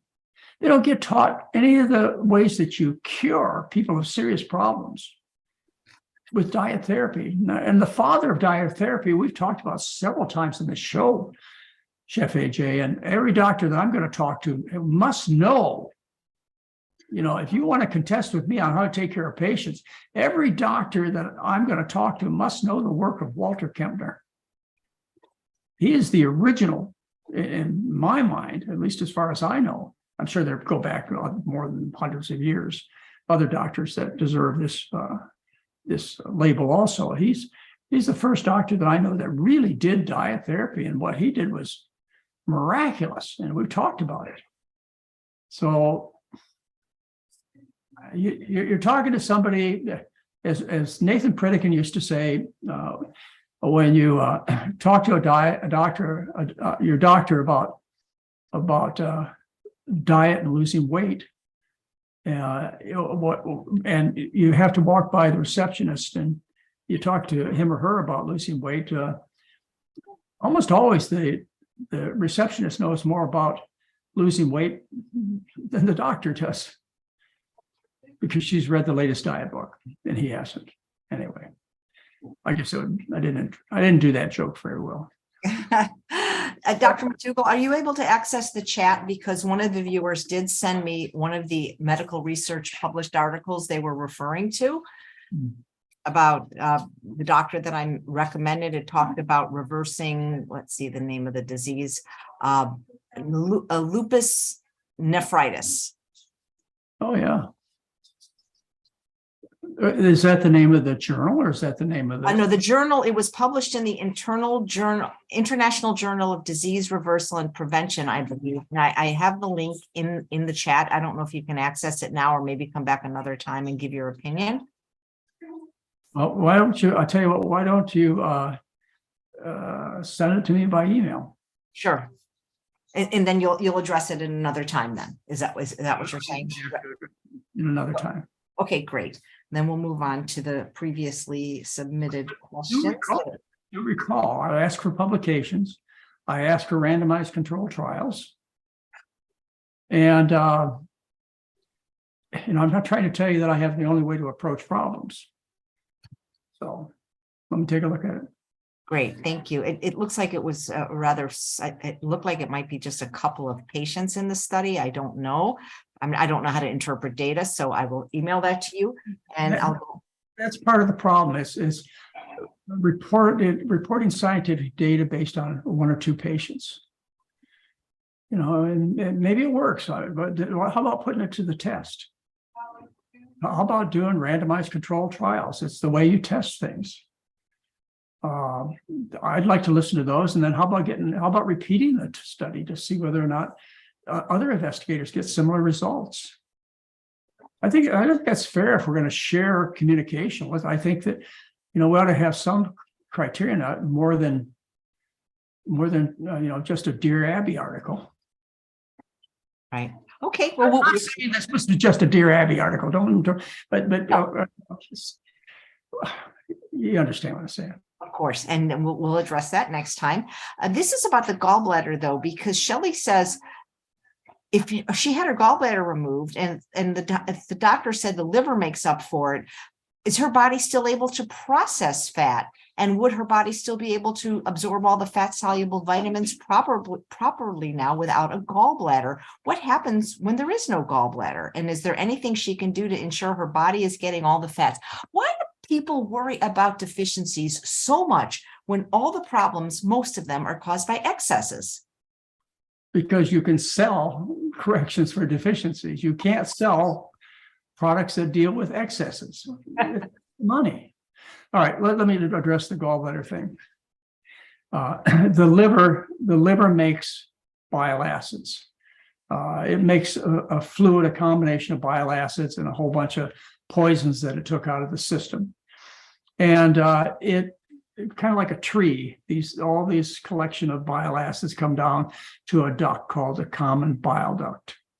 And they flow into the common bile duct. And then what happens is there's a storage sac off the common bile duct called the gallbladder.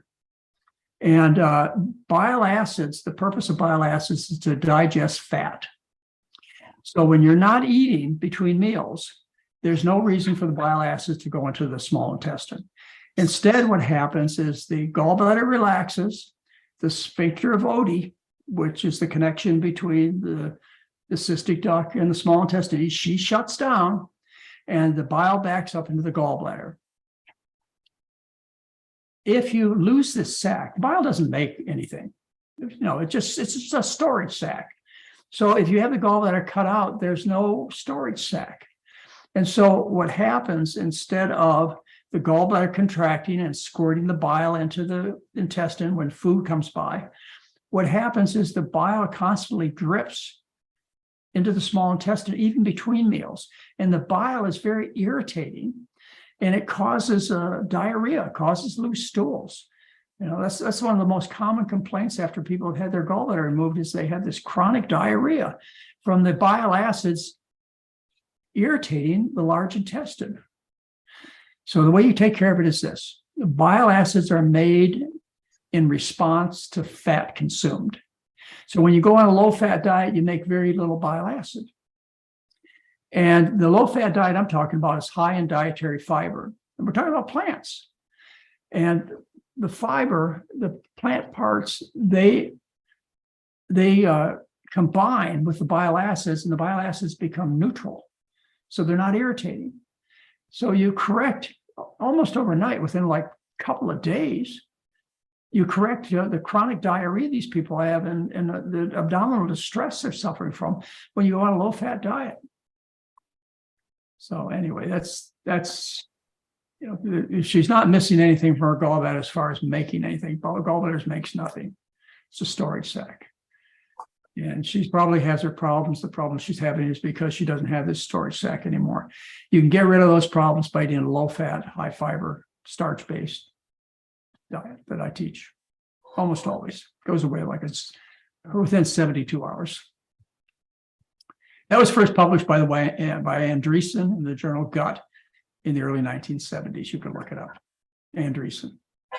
Gut. That's the journal. Mary wants to know, we know how you feel about this. And of course, she wrote this question before the presentation, but is it less harmful if somebody really was dead set on taking DHA if it was an algae-based supplement versus one from fish oil? Well, I showed you that the fish oil supplement is loaded with cholesterol, raises your cholesterol. So you'd at least have that benefit from a plant-based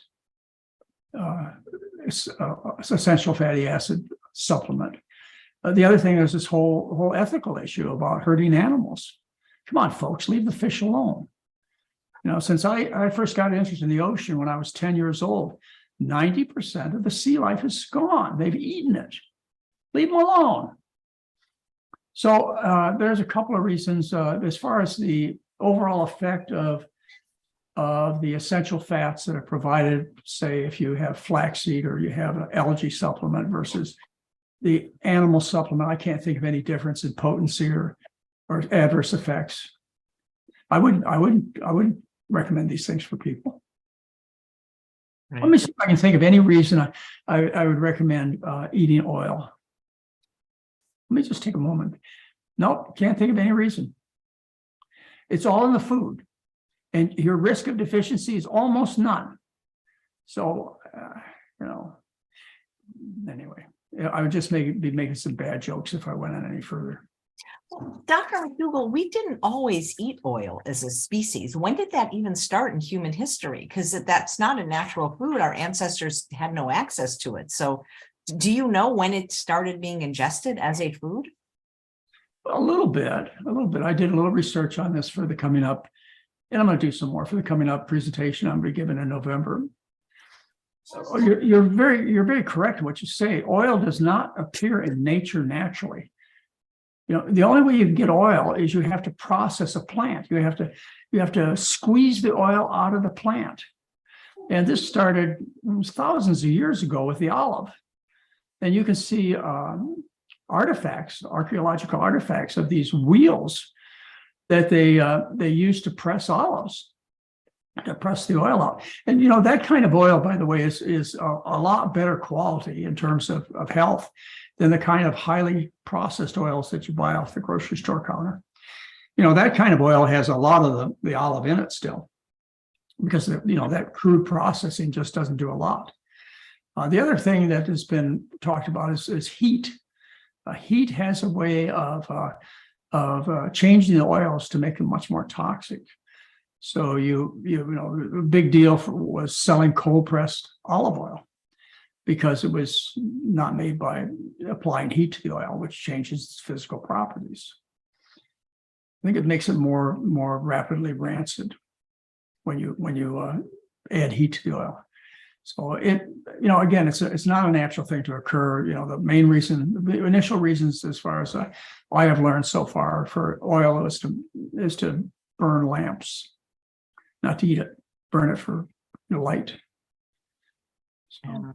I read that it was a prize that was given in the Olympic Games for the athletes to adorn their bodies with, but not put in their mouth. All right. Well, there are. It goes back a long way, the tradition of oil. But again, what you said is really important. It doesn't occur in nature in any free form. It's always mixed up, and that's where it's so importantly different. It's mixed up in packages. Starches, vegetables, and fruits are mixed up in packages that are perfectly balanced. Just the right amount of protein, just the right amount of other fibers and minerals and vitamins, and they're just perfect. And when you start messing with the food, you end up changing the food from what it should be to something that could be a big stress on the body. Mm-hmm. So are there any good fats? Oh, there are lots of good fats. They're called omega-3 fats, and they're made by plants. And if you eat them in the plant, they're excellent.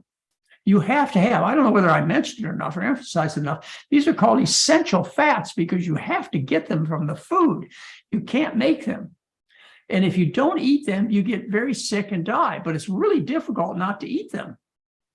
You have to, again, for the 8th or 10th time I've said this, and maybe it's worth saying it again, you have to consume infant formulas that are made in a laboratory where they purposely eliminate all the fat from the formula. You have to suffer from serious intestinal disease, which the 3 patients did, that we put a little fat on their skin and corrected, or you have to go through weight loss surgery. Otherwise, it just doesn't occur.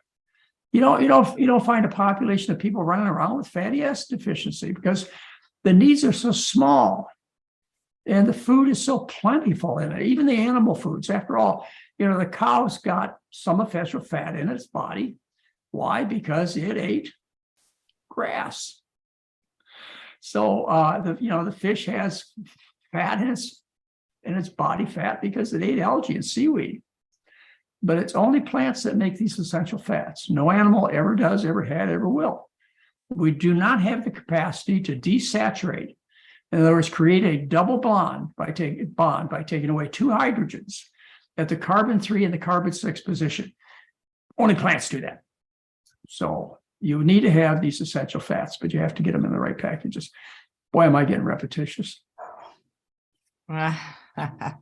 It's so funny that this happened just yesterday. I don't really go on Facebook. I mean, I'm on it, but I don't really, peruse it or have an interest in it. And somebody had sent me these comments that were made about me on a Facebook group of another wonderful plant-based doctor who promotes eating a lot more fat. And they were basically bashing me because I'm your disciple and because I'm fat phobic and I won't eat fat. And it's, look at you, AJ. I mean, good grief. I know, but well, the funny thing is one of the things you said today that really resonated with me is about, rather than like just bashing something, what about putting it to the test? And let's just say that they're right, that we need all these fats and nuts and seeds or whatever. Could somebody, if fatty acid deficiency existed, could it happen in 3 weeks? Why not put it to the test where they go 3 weeks without any overt fats? Because a lot of these people are complaining and upset that they can't lose weight and they're not slim. So, I mean, I can't see how people could be hurt by just trying it for a few weeks just to see if it makes a difference. Well, as I explained to you in the natural experiment of the IRA prisoners, they developed fatty acid deficiency in 60 days. Okay, it took 60 days. They had to lose 97% of their body or 94% of their body fat. So yeah, if you invented a diet, which would be, you have to do it in a laboratory because it will not occur in nature. If you invented a diet that had no essential fats, then 60 days, you would develop fatty acid deficiency. You'd be in trouble, you'd be dead. So that's what I would use as an experience. So you gotta wait 60 days. Well, that's not entirely true because there are a lot of people who have a year's worth of essential fat stored up in their body fat. I mean, these IRA prisoners, they were trim men, young men. But you take somebody who weighs 400 pounds, they got a lot of essential fat stored up in their body fat. They could go on forever, pretty much. 400 pounds worth anyways. So I don't know why people would push these things. As I say, they only have been able to really figure out is financial interests. And, people like certain things. There are people out there that love to eat nuts and seeds and so on. And because they do it, they want everybody else to do it. Well, there's some people, and I think you gave yourself as an example, who can't do that, or you end up overweight. My God, Dr. McDougall, I don't know if I told you this, but after 10 years of not eating overt fats, I thought, well, let me just put it to the test. Let me just see if Dr. McDougall's right. The fat you eat is the fat you wear. So working closely with Dr. Lyle every week, because I didn't want to go crazy, like, guess what happened? I gained 5 pounds and everything else was constant. I worked with him. What I did is I started with seeds. I used tahini because my feeling was instead of eating them hand to mouth, make a dressing, right? That would be a better way to do it. So I'm convinced it works for me. People can do whatever they want. This is not a court appointed program, but that's what I say, put it to the test, especially if you're struggling with weight. The thing about nuts and seeds, though, even if they're healthy, they're just really hard to stop eating when you start. They're very palatable, hyper palatable, I would argue. If you coat them with salt, they are. And salt and sugar, I think they have some of these nuts, that are, you have to put a lot of oil on it to get salt and sugar to stick to it, but they're so tasty. And that's because the tip of your tongue has two pleasure-seeking tastes. You're designed as a seeker of salt and sugar. But, I don't find that, AJ, we just got in our last 12-day program, which was last month, we had a very, very interesting woman who owns an almond farm. or her family does. And she watched the entire 12-day program. She joined every lecture, all of our morning sessions with Mary and I and Heather, and went through the whole program, riding in her tractor with her cell phone. Anyway, it was a lot of fun, and she enjoyed the program, of course, as a kind of a thank you and for us to help remember her. Yesterday in the mail arrived a whole, like about, must be a 10-pound bag of raw almonds. Were they in the shell or out of the shell? All out of the shell, all out of the shell. And, to me, I haven't tried these raw almonds, but, I've tried other raw almonds. I don't think they're very good. I like them cooked and I like them salted. Oh, yeah, then they're good. But I find them kind of bland. Didn't you once say when you had exotic birds, you were heavier because they ate nuts and so therefore you were eating nuts too? I think Mary probably said that. Yeah, we had a few parrots, which was one of our biggest mistakes in life, was to take these beautiful, beautiful birds and put them in a house in a cage. I made a lot of mistakes in my life, AJ, but I probably have a few more I have to fix too. That's what happens when you get old. You look back, you realize what you should have done. And I probably have done as many things that are destructive to other people and the environment and myself as anybody else out there. Hopefully I'm not doing that very much anymore. You'll be doing a lot of good. Well, we sure enjoy having you on the show, Dr. McDougall. I'd love for you to come back next month. Are there other topics we haven't? I don't know what we should do next month. I tell you, someday I'm going to run out of things to talk to you about, but I've really enjoyed the platform, AJ. I've had a chance to do a whole bunch of medical lectures, about breast cancer and heart disease and autoimmune diseases. And I would encourage any of you who wonder whether or not I'm telling the right story is go to YouTube and go to our channel, or Chef AJ's channel, and look at the hour-long presentations that I gave with the scientific references about nutrition and about various medical therapies. And look at what I had to say. Give me a chance. You're going to probably listen to what your doctor tells you to do, or your dietitian, but at least give me a chance to explain how I look at things. And then go to ask your doctor, should I have my breast cut off? Yeah. Should I expose my heart to stale operating room air and get brain damage? Should I do that? I think you'll find the conversation much more useful and productive if you come well educated. And I've tried to lay out things for you in very understandable terms, just like I hope today's presentation was understandable. First time I've ever given it, by the way. I love the lectures, Dr. McDougall. We often separate them and put them up by themselves, because they're so good and people definitely have to rewatch them. Well, just give me a chance. All right. It's free. I ask absolutely nothing of you. They're free on YouTube. And I just want you to go well armed when you get involved with the professionals. And you can have, as you've heard me say many times, ask your doctor to read the books I've written. Ask your doctor to watch the videos you and I've done together. The articles I've written on our website, and just say, look, doc, here's, I know that Dr. McDougall, he's a health food nut. He's a nut and berry guy. He's Dr. Potato. Just want you to read what he has to say and tell me why he's wrong. I've been doing this for 46 years. I've only been asking other people, so a lot of them are my colleagues. In fact, one of the greatest honors I get is when one of my fellow doctors will tell me that before they read anything else about a subject, they go look at what I had to say, and then they go read the other research. And the answer is always, I'm sure glad I read what Dr. McDougall had to say first. Now, I like to think I get it right every time, but I'm sure I don't. But I'm going to keep trying. So. Well, you could always come back with a guest, because it was a very popular episode that you did with Dr. Frank Nealon. And if you'd like to come back, you could just, if you'd like Dr. Nealon and I both together come back, that'd be okay. But boy, he was good himself, wasn't he? Okay, I'll have it, whatever here you prefer, or you could come back with somebody else. We love having you, whatever you decide to talk about, or even just a Q&A. We will love it, Dr. McDougall.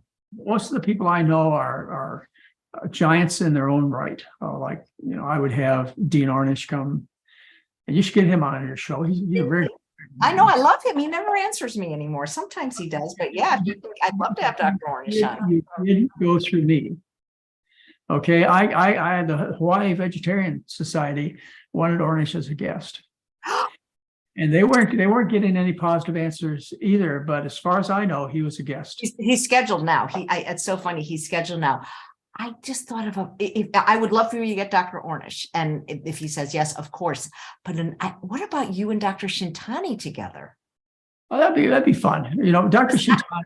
I really love him. Not that I don't love Dr. Ornish, but Dr. Shintani always has a special place in my heart because, you know, he bought your practice and, you know. I sold it to him for $1. Yeah. You know, yeah, but Terry Shintani's done some wonderful work. He's an attorney also, just like Anthony Lim, our medical director, is an attorney in addition to being a board certified doctor, family practitioner. These men, both of them, I can tell you, they went into law and they were disappointed and they decided to become doctors instead. But they have that law background, which is kind of interesting. But Terry's done the Waianae health study where he took a look at the native Hawaiians and reported on their results. Guess what? They got the same results that, you know, we get when we put people on the Asian diet or whatever. Yeah, when we put Hawaiians back on the native Hawaiian diet, which was. Hey, there's a new book that just came out. I don't have the name of it offhand. Maybe Mary can get it. Hey, Mary, do you have a Dan Buettner's new book? I just got a copy, but I think it's worth a read. You know, Dan Buettner, who wrote about the blue zones. Have you had Dan Buettner on yet? Oh, yes. And he's coming on again because he has a new book out. Well, I've got the new book here. Yeah, he's scheduled next month. Absolutely. Well, talk to Dr. Ornish. Your next date is scheduled for Monday, December 5th, the first Monday of the month at 10 a.m. He's one person I would just as soon have him head the stage alone. I think it would be better for everybody to have him alone on the stage. He and I, of course, have shared many platforms together, but we both have pretty strong egos. But here's the book. It's called The Blue Zones. Okay, the American Kitchen. And what he did is he went back and looked at the people's diet in the United States, America, but plus Hawaii, many years ago, like 80, 90, 100 years ago. And guess what? Guess what they ate? They ate starches, vegetables, and fruits. And it makes, you know, in his diet, of course, he uses some components that we don't recommend. But you'll see that when you go through it. But what he does, he makes a clear point that the modern American diet is just an enigma.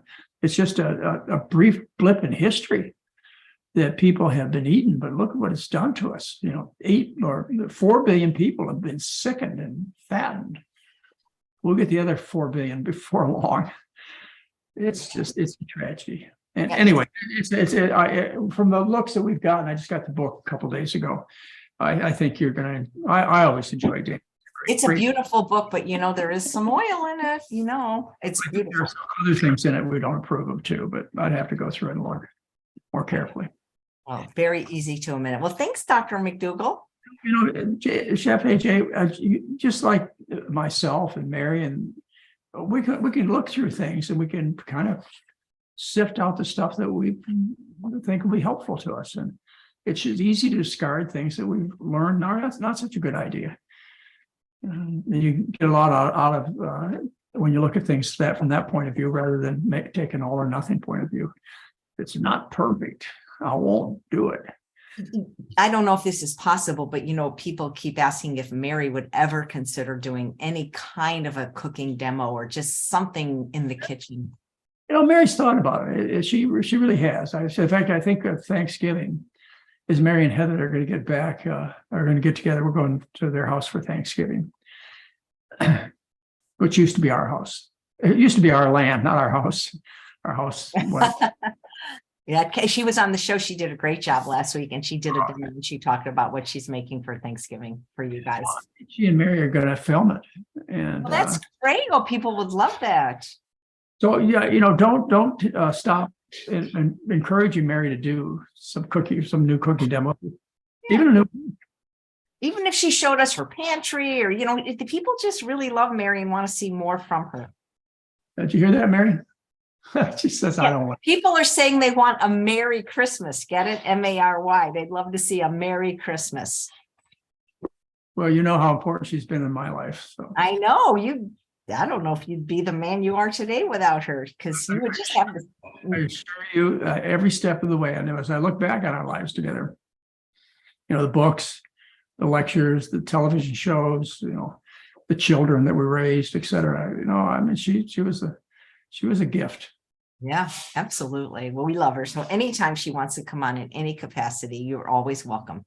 All you have to do is just encourage her. She's got the talent. She just has, she's not like you and I in terms of being shy. She's shy. Yeah. And well, she does a great job on Sundays. She doesn't seem shy when she's with you. No, she's not. That's why I enjoy showing the show so much. You could be her sous chef, and then, Yeah. I did that. We have a whole set of. We put out two DVDs. They're up on the website as downloadable files, where we did cooking segments. You remember the name of was. Remember. Yeah. Anyway, I know what you're talking about, because I think you actually made some hash browns on it or something. Well, she cooked in the kitchen, and I did a medical commentary, and we did, 14 recipes or so in 2 hour-long videos, professionally recorded. And we did those. When you look at that, it's 30 years ago. It was really good. And you know what? In one of them, I remember that. I bought those a long time ago. You drank a beer in one of them. You bad boy. I know. I got a lot of, my film crew was primarily Seventh-day Adventists. And they think, alcohol is some of the worst stuff in the world. They will not drink in public. So anyway, they were upset with me because I wanted to do that. And I felt like, I always feel like I should tell people the way I feel and what the truth is. And that is that no doctor should ever give a positive message about alcohol. And the reason is because 9 out of 10 of the people who are listening to me, or any doctor, they enjoy alcohol because it's relaxing and social, if it works well in social interactions, and they like the taste of it and so on. But that's 9 out of 10. One person in this audience, 1 out of 10, they hear a health professional give a positive discussion about alcohol, and they say, well, it's okay to drink, and they get in a car accident, kill another family, or go home and beat the wife and kids.